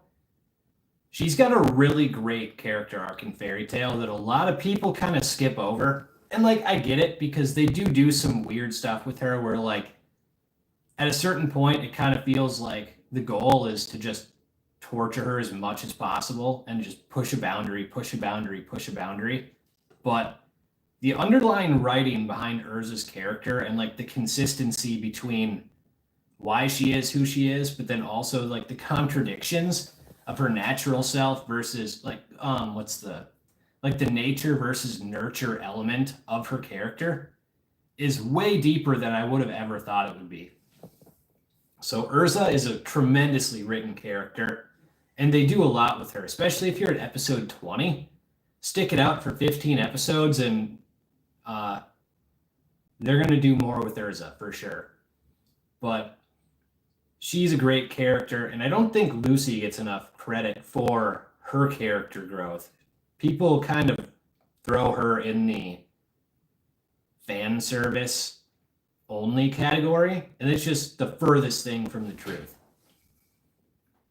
Natsu's a great character too. I mean, he's one of the most lovable idiots in anime. There's just no doubt.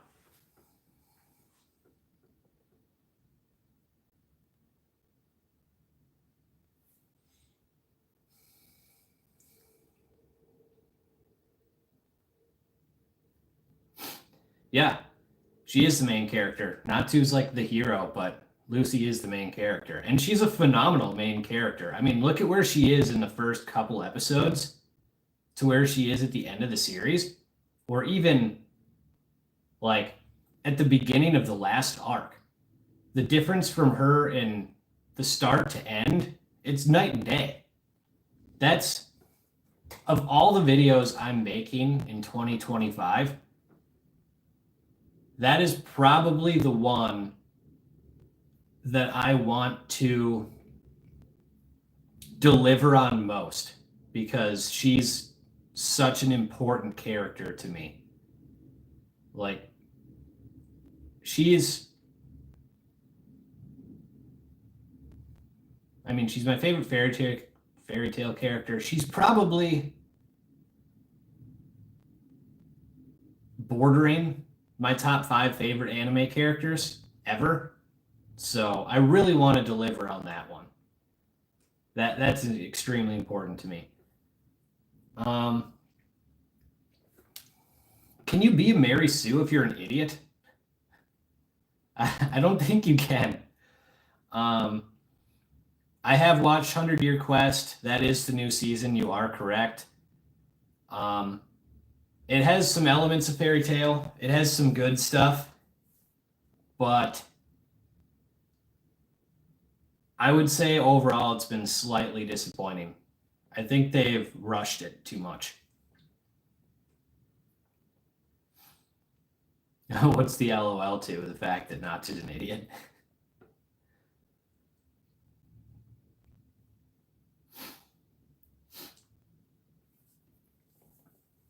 Yeah, I mean, he is like there's no argument, there's no debate. He is an idiot. Um, but like he's a lovable one, and he's a great character. He behind behind Lucy and Zareth, it's probably Urza and Natsu are my next two favorites.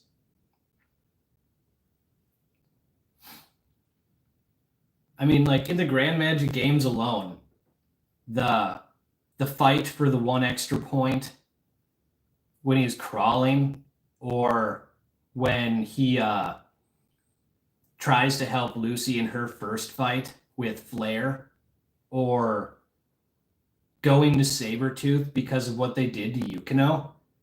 Those are like the moments that define like being a hero, and it works so well for me.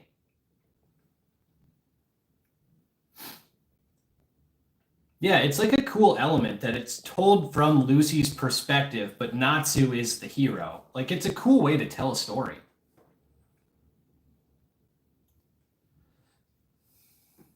100-Year Quest it's a great title, and it should be some awesome adventure, but they've really rushed it. Dude, it is funny how Mashima basically, yeah, just uses the same designs and all this stuff. Like uh Shiki and Eden Zero and Rebecca are just Natsu and Lucy. And there's I'm blanking on the one girl's name. Well, actually, no, there just straight up is Urza Scarlet. It's Ursi or Elsie in Eden Zero. Who's the Wendy one in? Oh, yeah. Is it Pino? Yeah, they just copy everyone.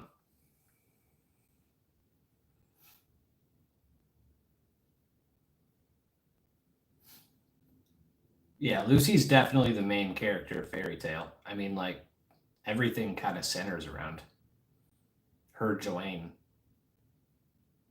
the guild, and she's like the one who brings it back together.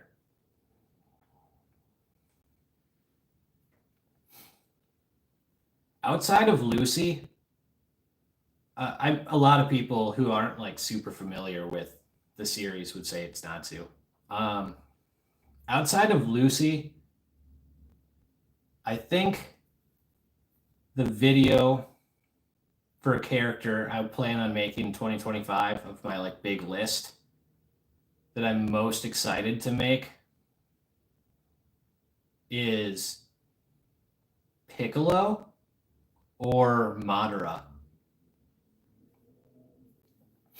Um, we haven't talked a whole lot about Naruto in here, but I think a Madara video would be really fun. Piccolo, obviously, such an influential character in anime. And an underrated one, like something that was really important to me about some recent videos, is I wanted to really highlight Ryu from DanMachi, because there wasn't a single Ryu character analysis video on YouTube that I could find.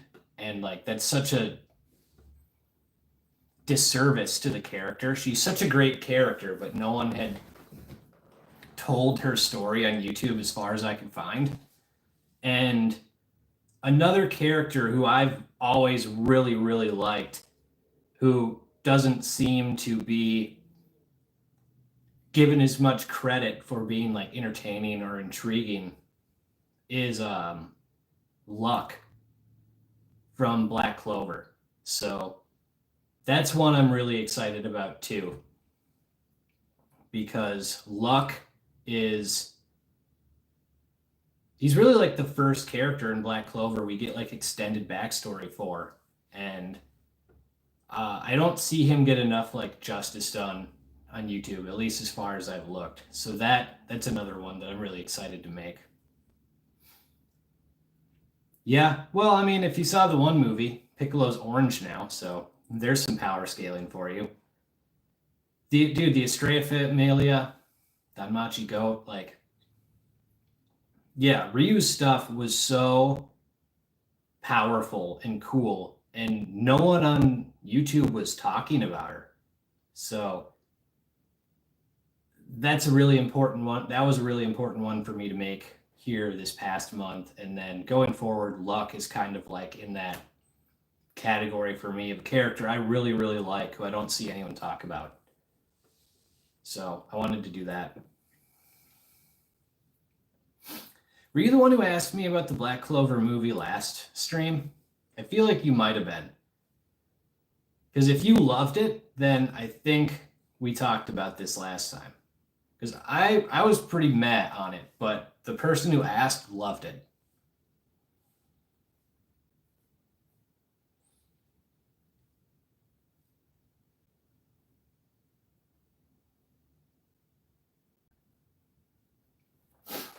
I'm trying to think of other characters that I'm going to do that I could kind of give you guys a preview for. I have like a laptop I was gifted, and then a laptop that I've had for like 15 years. And one of them has my list on it. And it's not the one I'm staring at right now to like interact with you guys in the comments. So I've got to do it off memory. Yeah, I agree. I didn't think the movie was nearly as good as the show.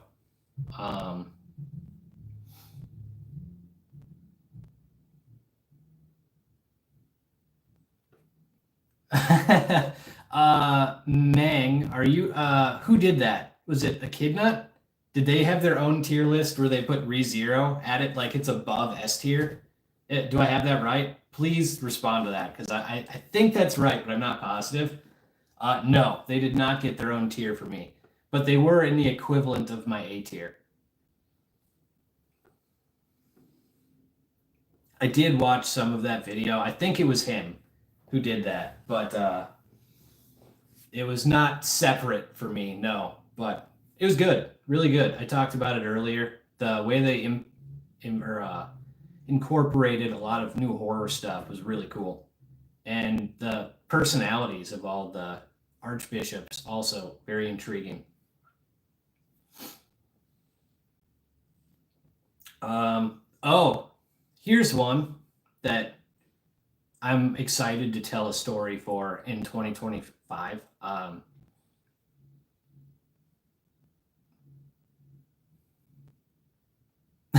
Did he really? He put everything in S tier. That was funny. Hunter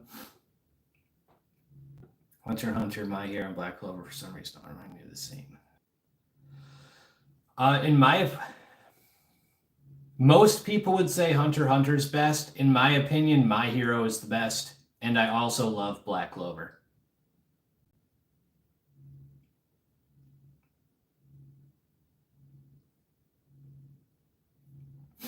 I mean, I'm already a fan of ReZero. I put it in A tier. I didn't put anything this season in S tier, so it doesn't. My mind doesn't need to be changed. I'm a fan.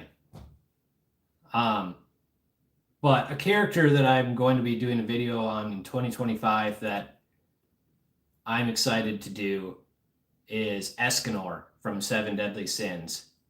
That one is something that he had so much hype when he first showed up, and probably the character I've watched the most individual, like on YouTube, Escanor reaction videos, probably more than any other character in anime. So I can't wait to do a video on him, because the way Seven Deadly Sins ended was just a total disaster, and that kind of took away some of the shine. But Escanor is such a cool character, and I think people forget how hype he was when he first popped up. I mean, I'll double check, but I'm pretty sure. Yeah, ReZero is an A tier.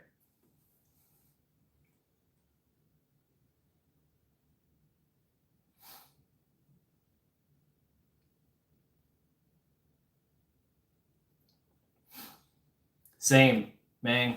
The animation, honestly, like the animation went from average to horrendous those last 2 seasons. Like that was the biggest reason for the fall. But also, they rushed the hell out of that story, and it was so convoluted. It was just there were no pros really to those last 2 seasons, which was a huge bummer. But the first, I mean, I watched it on Netflix. The first 3 seasons, I guess, because the one they technically considered like a 4 episode thing, season 2. The first 3 seasons of Seven Deadly Sins was at one point my favorite anime. I was in love with the characters. They were so fun. And then after that, it just completely fell off.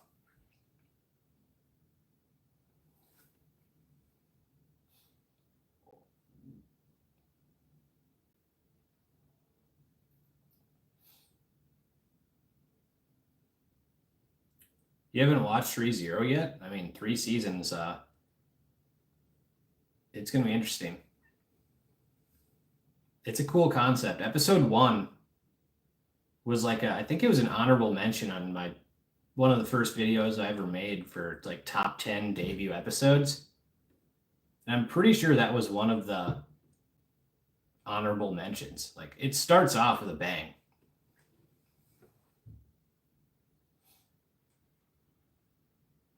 Is that your favorite, Mang? ReZero?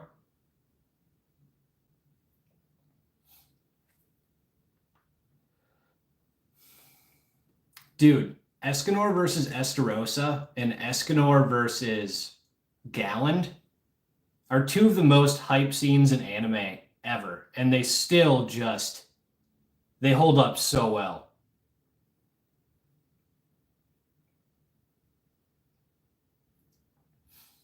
Thanks for the kind words, Black Prism. Yeah, you too. Have a nice day. Happy New Year. We're getting, I don't know what time zone you're in. We're not quite there for me yet, but Happy New Year to you. Thanks for stopping by. Hey, I mean, it's a great anime. Having that as your favorite isn't bad. What would be in like your top 3?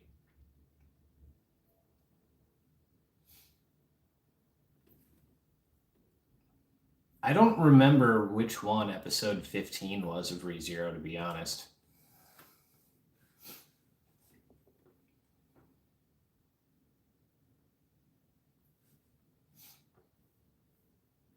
I'm sure if there was like a general plot description, I would get it.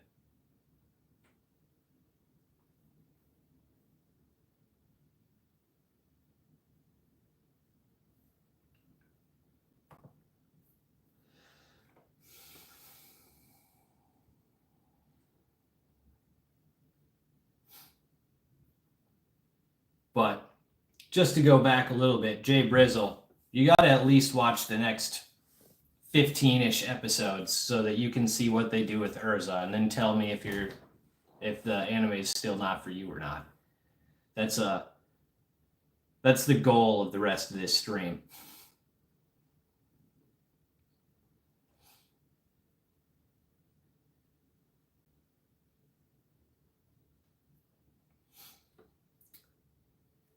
Let's see. I do really feel like I forgot an anime on my tier list, but I mean, 13 is a lot.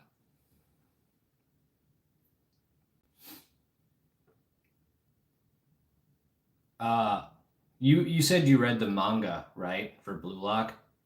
So is that where you're basing these off of? Or are you saying like the anime, despite the animation, is still top 3? Because I like all 3 of those anime. It wouldn't be in my top 3, but I like all of them.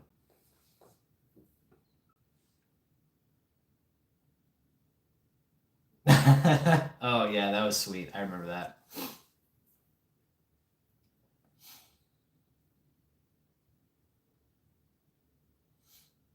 You get through Tower of Heaven arc and you report back. I will be paying attention. You leave a comment or throw it on a post. I will see it and I will respond. I want to know what you think. What was the list before, Mang? Like you said, it's updated. I mean, I think everybody's has, but what what was it before?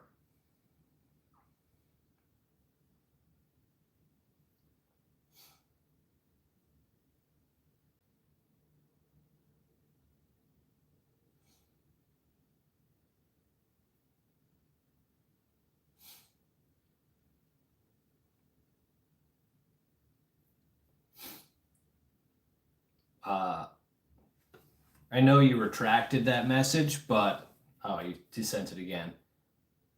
But those are, I agree, all of those are great fights. Those would all be very high up on my list. But the draw of Fairy Tail for me has never been like, oh my God, these are the best fights ever. It's always been the emotional depth. Um, like, I mean, I made that video about Lizana because I was so attached to her character from her return. I should not have said that. But like, I made the Lizana video or Fantasia. Fantasia is my favorite episode of the series, and it came episode 48. All the best parts of the Grand Magic games are emotional ones. Wow, you dropped One Piece, Hunter x Hunter. I mean, I could totally understand you dropping Seven Deadly Sins, but you dropped One Piece and Hunter x Hunter. Wow. Yeah, Naruto. That was. I hope Jay wasn't paying attention. Which episode? Fantasia or Lizana?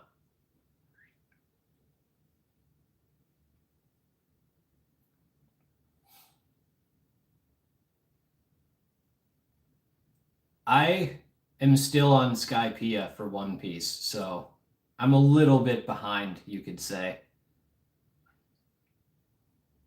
I just I've wanted to move forward for so long, but it's such a daunting task. It's like, oh, I'm 900 episodes behind.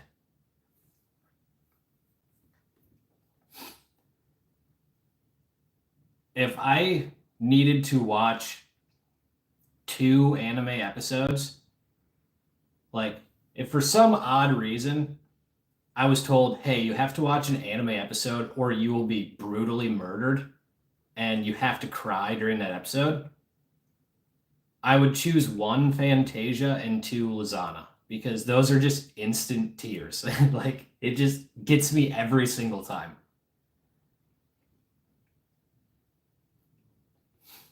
The problem with like making anime videos and streaming stuff is I'm watching like 10, 15, 20 new anime every season. So it's really hard to go back and then also watch old ones unless I'm doing research on it.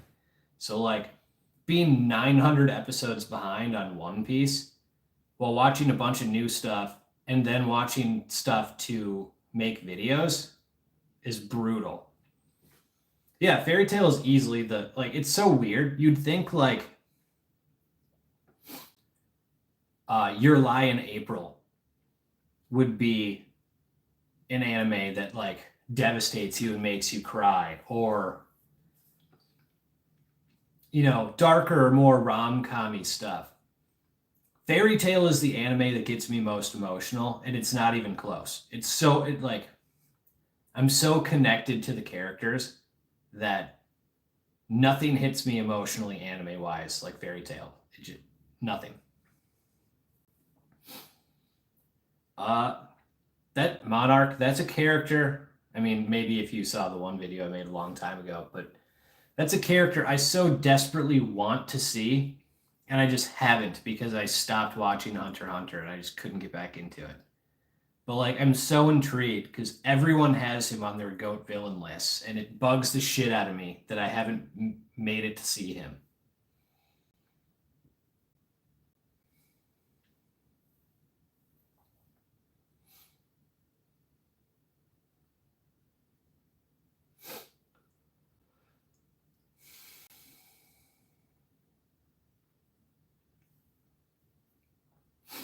When you were a casual fan, what are you watching now?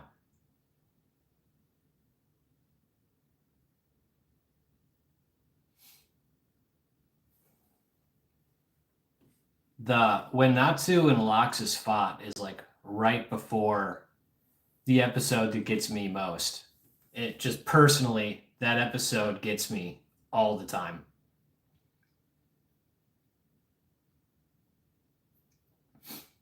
2025 is going to be a big year for anime. I think Sakamoto Days could be big.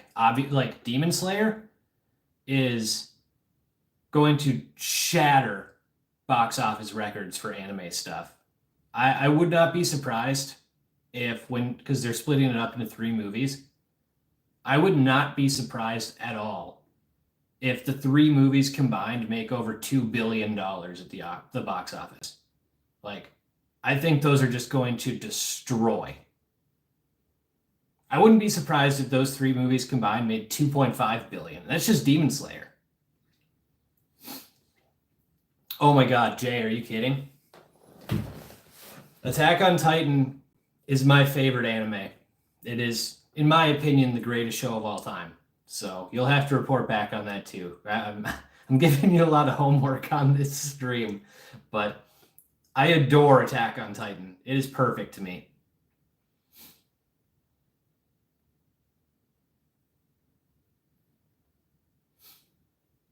Season 1, episode 20 of Attack on Titan.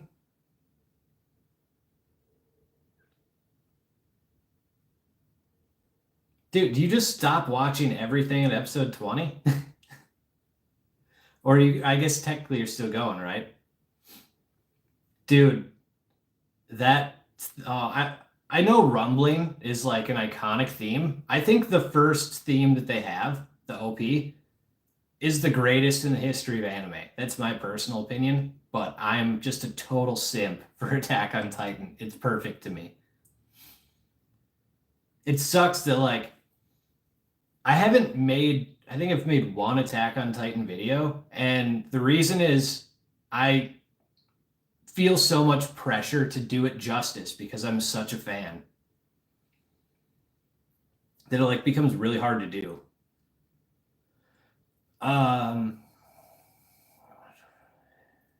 You've watched over 30. That's like basically what I'm watching every like 4 months at this point, man. I'm watching a ton at this point. Have I seen Overlord? I watched a couple episodes of Overlord. It doesn't seem like that's as popular as it used to be. It was huge when I like started watching anime, and it kind of just like fell to the wayside for me.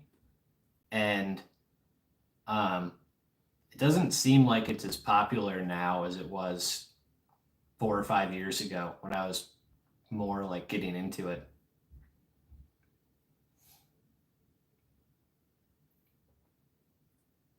Yeah, AOT does get better with every rewatch because every single episode, there's some detail you missed that was just like, there are certain characters who, when you go back and rewatch, it's so obvious what they're doing, but you didn't see it. It's so great.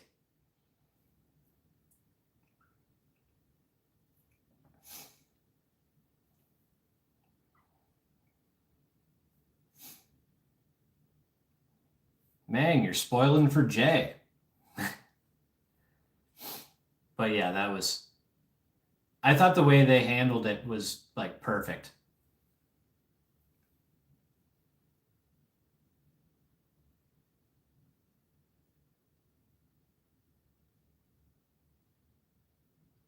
But what? You got me hanging on by a thread, man.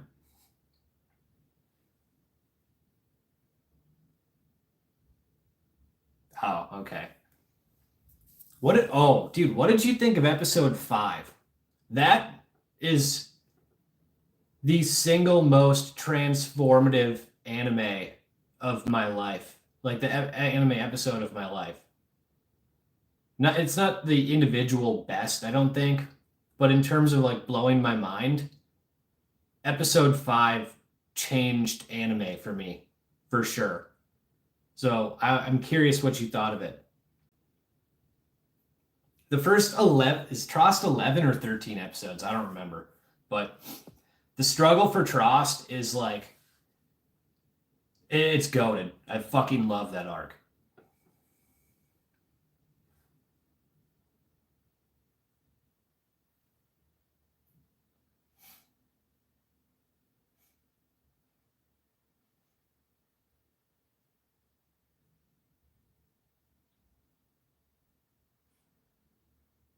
Uh, I'm a big fan of Classroom of the Elite. It was on my top 10 anime of the year for season 3. Season 4 is on my hype list, top 10 for 2025. I'm a big fan. Ayano Koji is like one of the coolest characters in anime for me. Him kicking Ryuen's ass in season 2 was so sick. And just the way season 3 tied together with like all these different storylines that of course are going to connect, but you don't understand how. So cool. I'm so excited for season 4. I love Classroom of the Elite. Yeah, season 4 is coming out next year.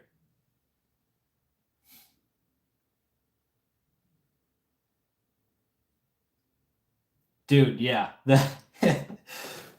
I was stunned when they did that in episode 5. It's the best episode in anime for me to show people too, because like if you get them to watch the first 4 and then you watch episode 5, no one I've ever watched an episode with has ever had a disappointing reaction. It's always pure shock. And it's so good. Like my best friend, I watched it with him and he just turned to me and he was like, "What the fuck? What the fuck? Like, is this like Dragon Ball Z where there's Dragon Balls and you can bring them back?" And I was like, "No." And he was just stunned. And it was one of the greatest anime reactions I've ever seen. Episode 5 of Attack on Titan, goated. I can't rave about it enough.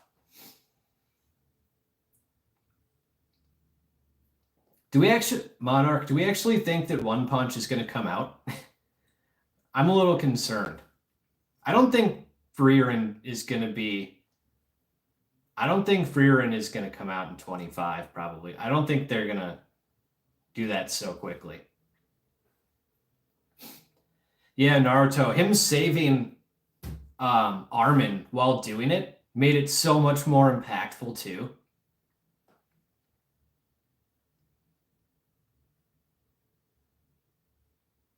Yeah, stop reading the light novel so that we can all react together.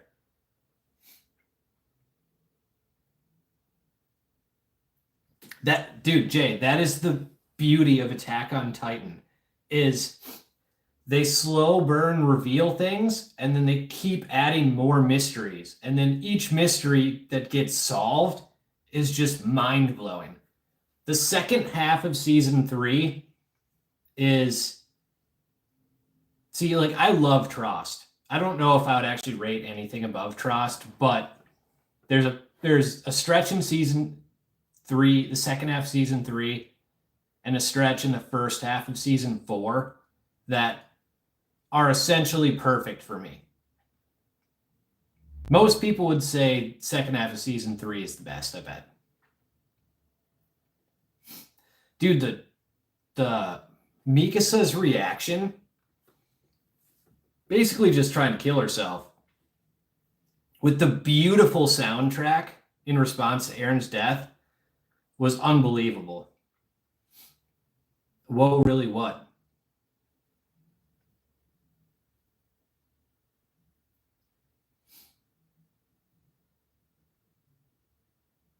Oh, Monarch, this has not been this has not been the stream to watch. I'm sorry. Probably spoiled episode 5 because Attack on Titan is literally, in my opinion, a perfect show.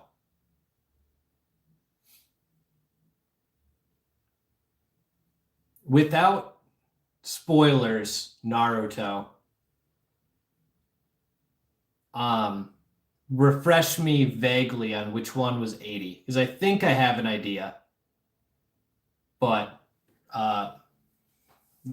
as vaguely as possible, refresh me. Because I think I know what episode you're talking about, but I'm not sure.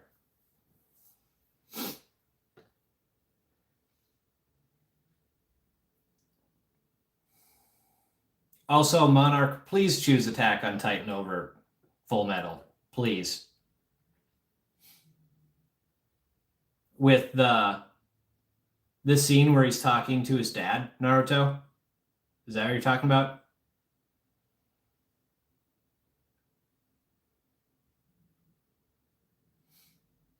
Okay, yeah, I know. God, that episode's crazy. Yeah, that one, that was another like 3 episode stretch. I think it was about 3. That was just perfection because every episode you just get thrown for a loop completely. What's keeping you from watching it, Monarch? Is it too dark?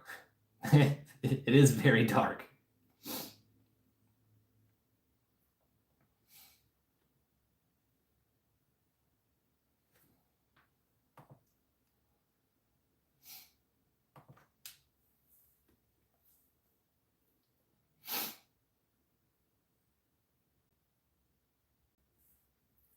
But yeah, I mean, Jay, they let you know right away. I mean, episode 1 is crazy. Like it's dark from the get-go, so you know if it's for you or not right from the start.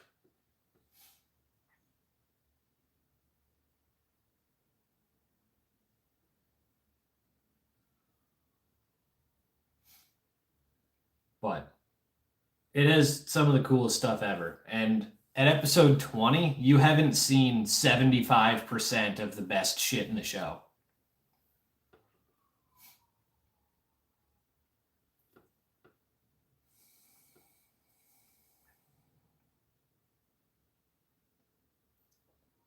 What? Is it like a real Isagi? What? I don't under. What's the context, Mang?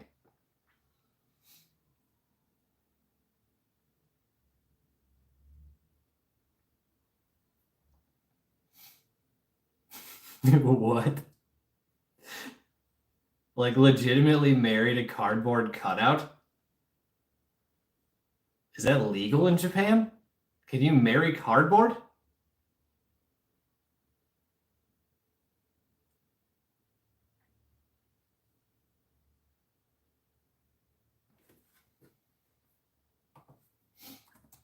All right, let's look this up.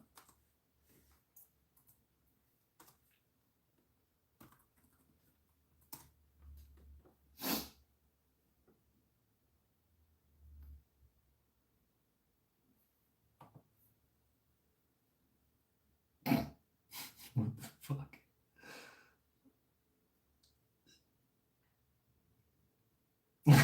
What the hell?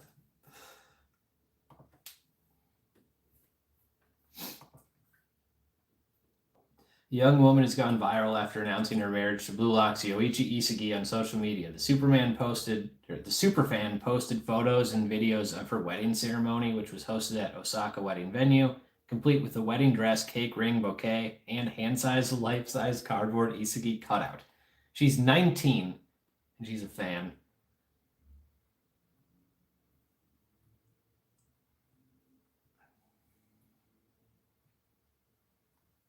I, I mean, I can't believe that's like legally binding, but the fact that she went out and posted all that stuff with like legit wedding photos, an aisle, everything, like in a venue, probably spent a good amount of money on it. I don't it's a choice. It's a choice.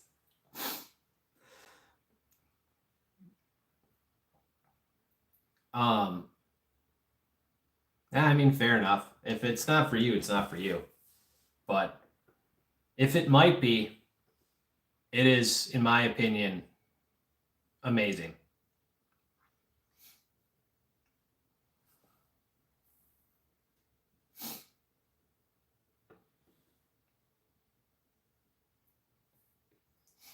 Can't believe she married a cardboard cutout. That's insane.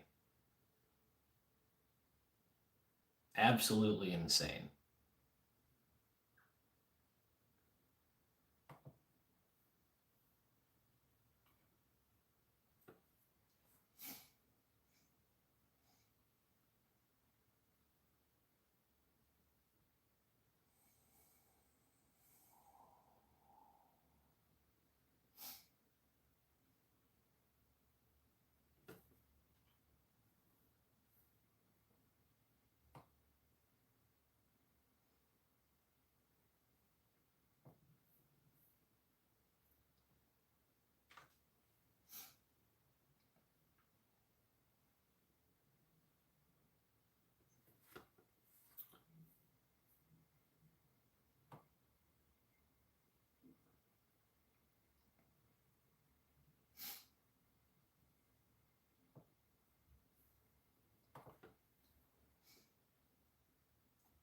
Anyone else have anything interesting to talk about?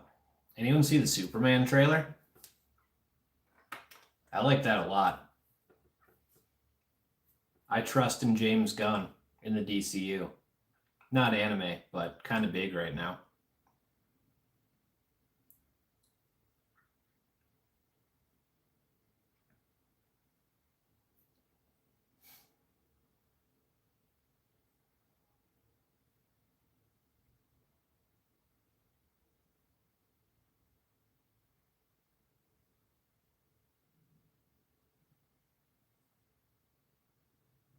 Which one, Mang?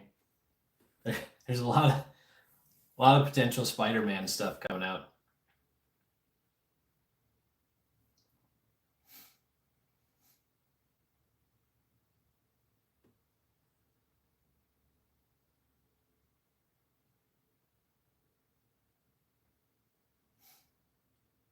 What movie seems overstuffed? Superman?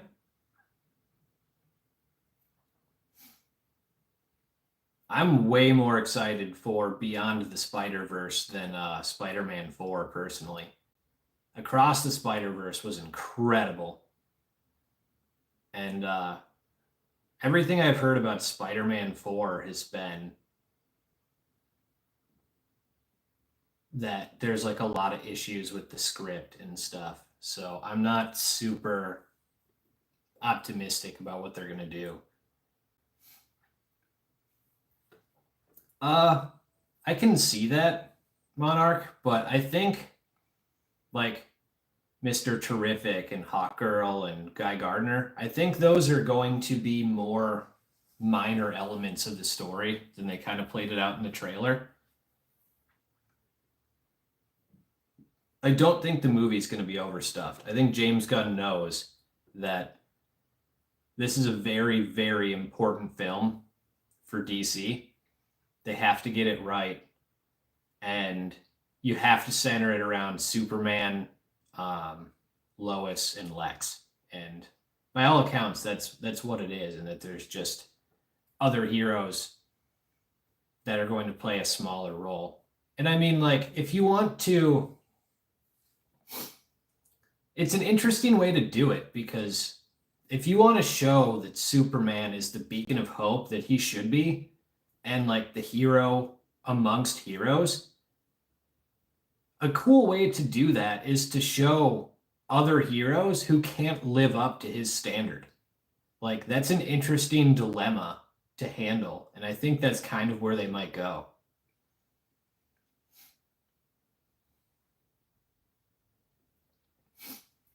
Doomsday with RDJ is going to be interesting. I'm a little concerned that they're just bringing everybody back because they don't know what to do, so they're just going to rely on bringing back all the old Avengers. But Doctor Doom is, in my opinion, the coolest villain in all of Marvel. I'm not thrilled that it's RDJ, but RDJ is an incredible actor, and I'm sure that they're just going to do some cool stuff with it.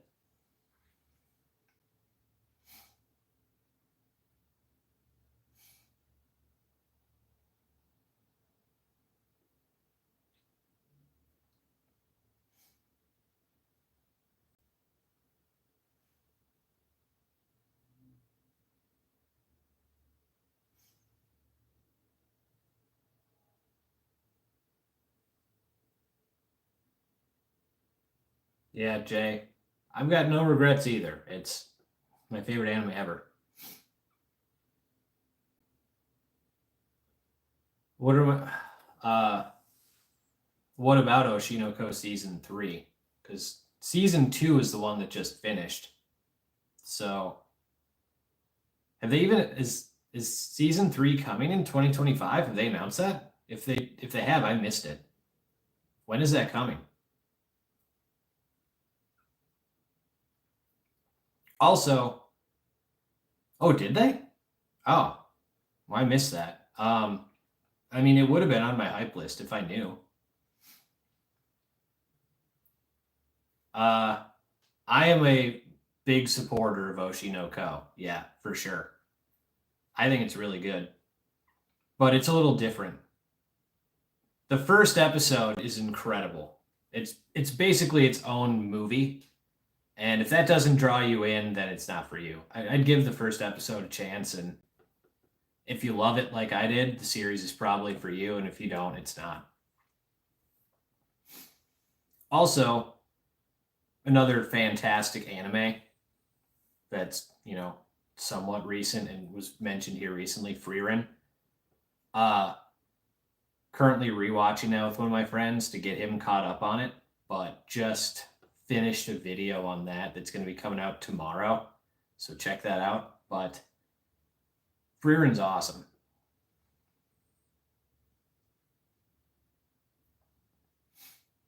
Yeah, it's legit, Jay. It's like legitimately a movie. I would I would watch it, and if you're enthralled by it like I was, go for it. You got to watch Freerin.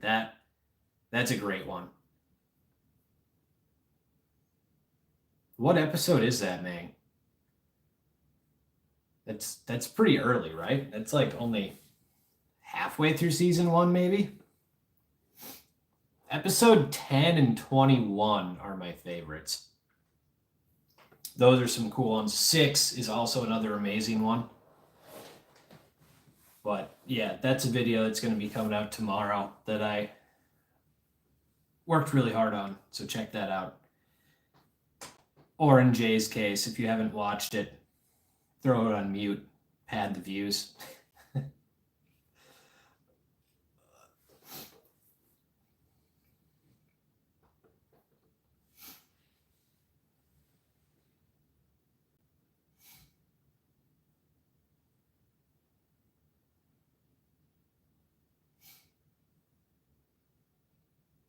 Yeah, Solo is going to be sweet. I'm excited to see what they do on Jeju because I didn't know that was a real place. Yeah, I guess it's like the Hawaii of South Korea, but they've basically teased that they've got these crazy ass monsters that slaughtered everyone who went there, and I think that's going to be sick. No, I don't think that's crazy, Jay. A lot of people, I mean, like mid leveling was a thing. Like people said that it was like it didn't live up to the expectations. I was a fan.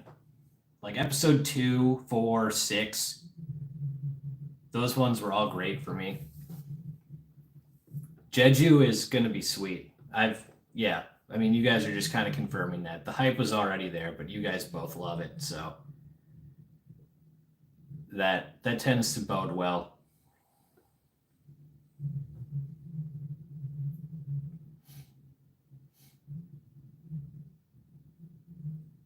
I haven't watched it, but I am aware of it. Is it worth a watch?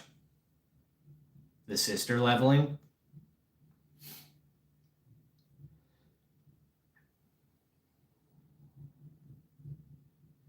I mean, I could see how it's not for everyone. Where is it? Is it on YouTube? Mang?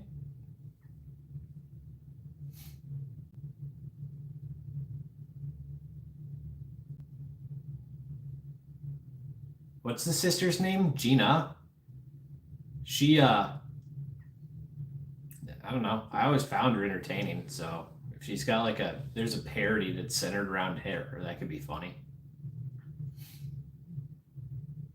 Oh, let's look it up.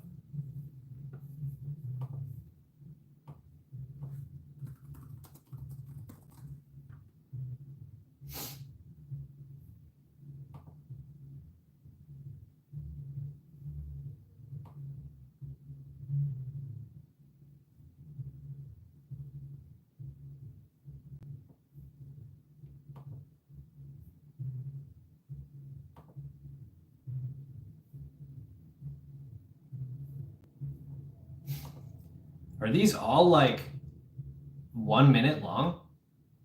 Or did I find the right spot? Like all these are like 1 minute long things?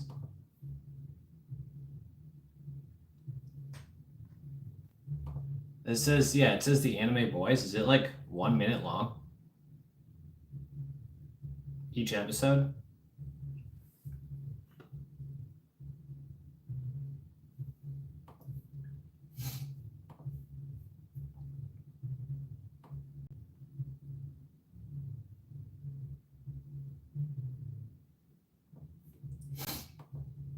Oh, so it's just like 1 minute for like every episode. So there's like 12 episodes of this, like one for okay. See, I can finish this like pretty quick.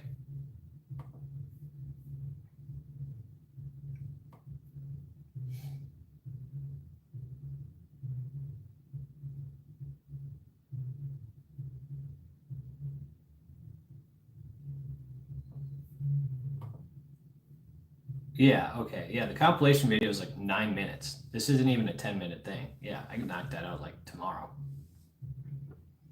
I'll have to check that out.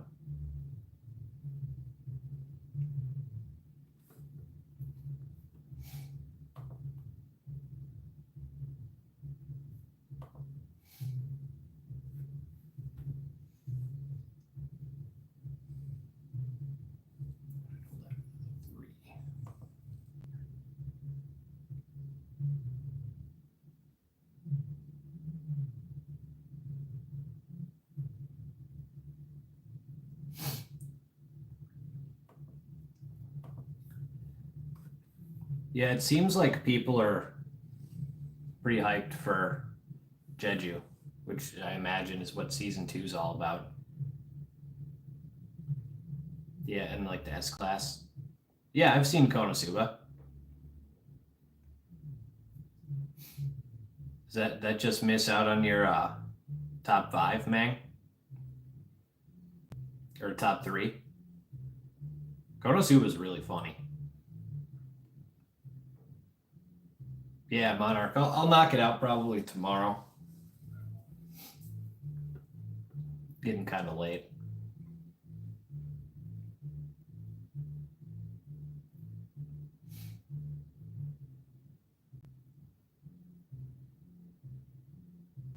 I mean, I assume, Jay. I guess. I mean, that or like become God.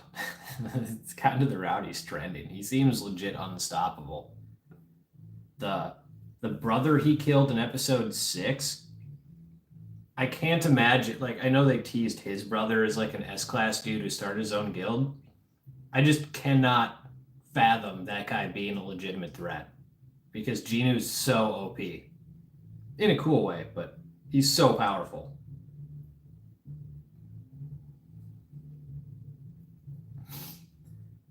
Episode 6 was awesome when he just like tore through the hunters and then like didn't really feel guilt about it. He just straight up became a murderer and the system was like dark as fuck. Yeah. The purple haired guy was, I'm blanking on his name too. I'm glad you put it that way. Um that has like one of the coolest scenes in the series when it's got like the big eyes that pop up behind him and he's or not behind him, but he's like staring up at the big eyes opening and he's like in like this pool of dread almost. It's a really sweet scene.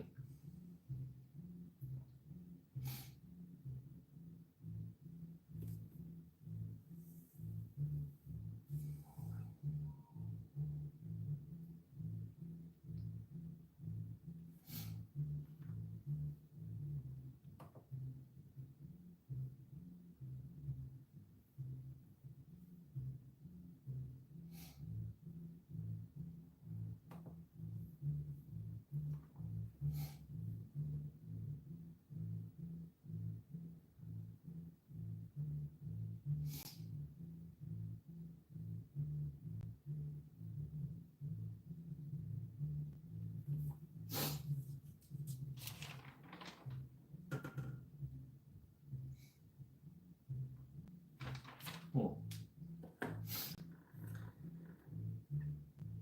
Any other cool anime we haven't really talked about yet that you guys want to toss out there here quick? Probably wrap this up soon, but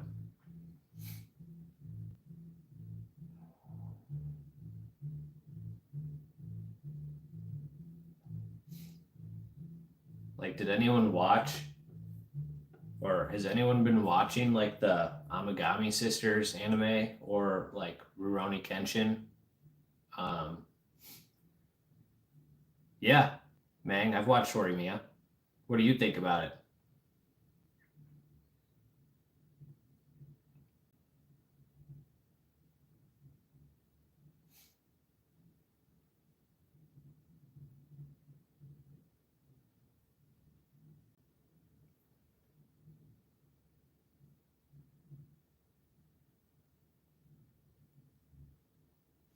Yeah, I agree. It would be in my top 5 favorite rom-com anime. For a little bit, it was number 1, but yeah, it would be in my somewhere in my top 5. But um, I would rate Love Is War and My Dress Up Darling ahead of it for sure. Personally,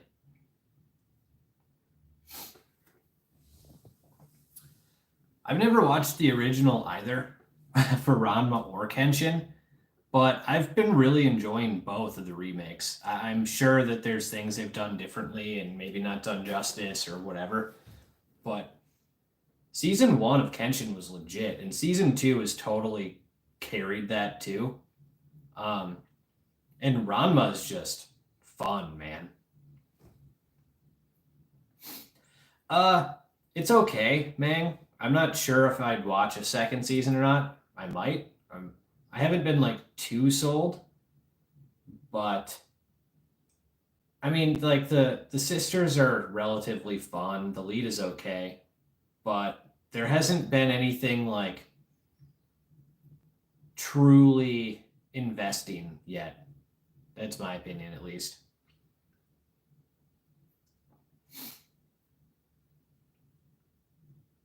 All right, Jay, have a good one. Happy New Year, and yeah, let me know. I want you to check back in on Fairy Tail and AOT. I will be paying attention for the your comment wherever that goes. Um, Mang, which one is it Origairu? Did I say that right? Probably not. Which one is that again? I think I've seen it, but explain it to me. As you watch 200 some anime, they start to blend together.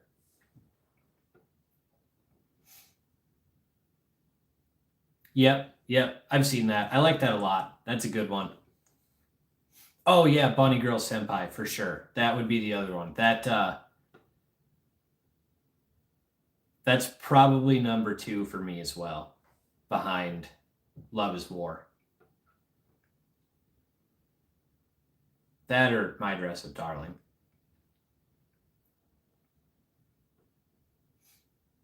Yeah, that one's a classic.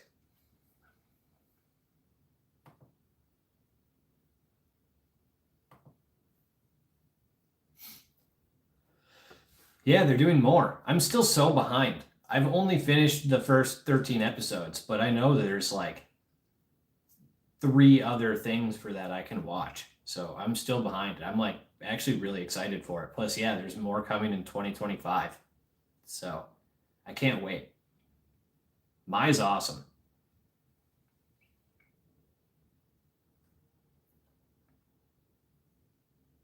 Mai and Marin are some of the best for sure.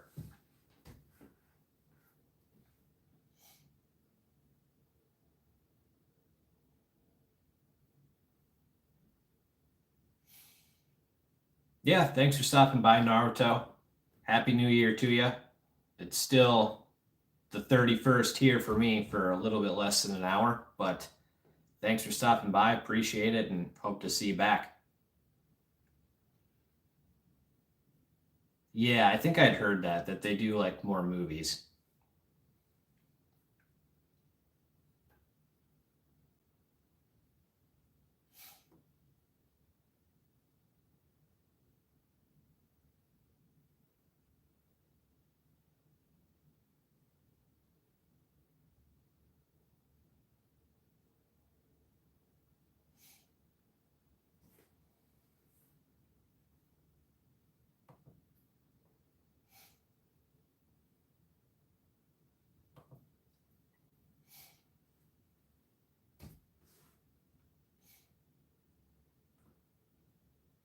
Any last takes to get out there? I think we're going to wrap this up here pretty quick. I'm getting a little tired. I've got to wake up early to start next week's video.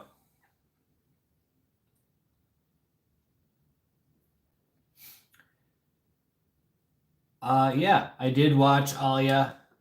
I liked it. It has some really likable characters, which is always important. Uh, Alia, obviously. Wow. See, this is how terrible I am with names because, like, they were all so memorable at the time, and I'm blanking on all of them. Uh, fuck. I don't. I'm blanking on the main dude's name and the sister. The sister was like such a huge name. Alia and Masha were great. Um, Akino was great. God, I can't believe I can't remember their names. I gotta look this up. This is pathetic.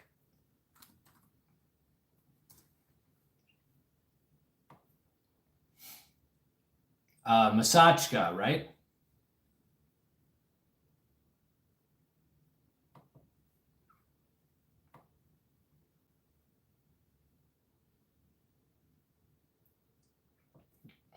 That's pathetic.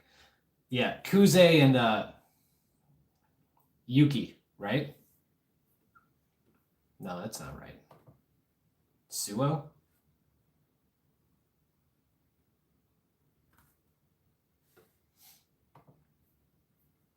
Yeah. Kuze is actually a really cool lead. I'm disappointed in my shitty memory that I'm blanking on them. But yeah, I liked it a good amount. I made a video on it a couple months ago.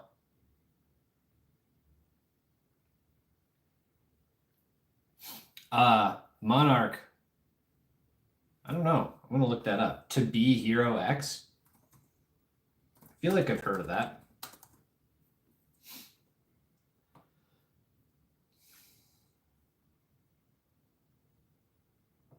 Yeah, that looks like it's gonna be up my alley. Yeah, Monarch. I think I'm gonna check that one out.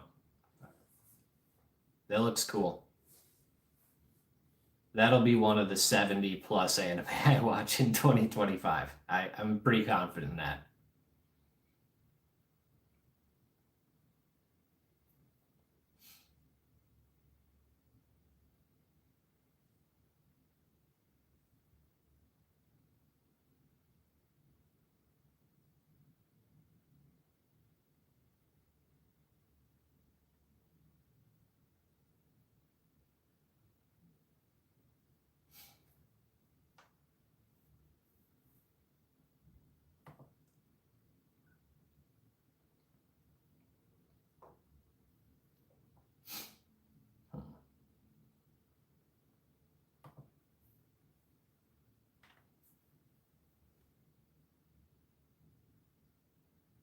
Cool. Thanks for stopping by, man. Happy New Year to you.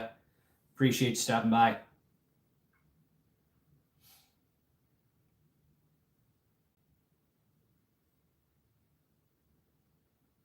Yeah, seems like it's shutting down. But thanks to everyone who stopped by. Happy New Year to everybody. Monarch, if you're still watching, appreciate you. You were, pretty active here and last time, which I really appreciate.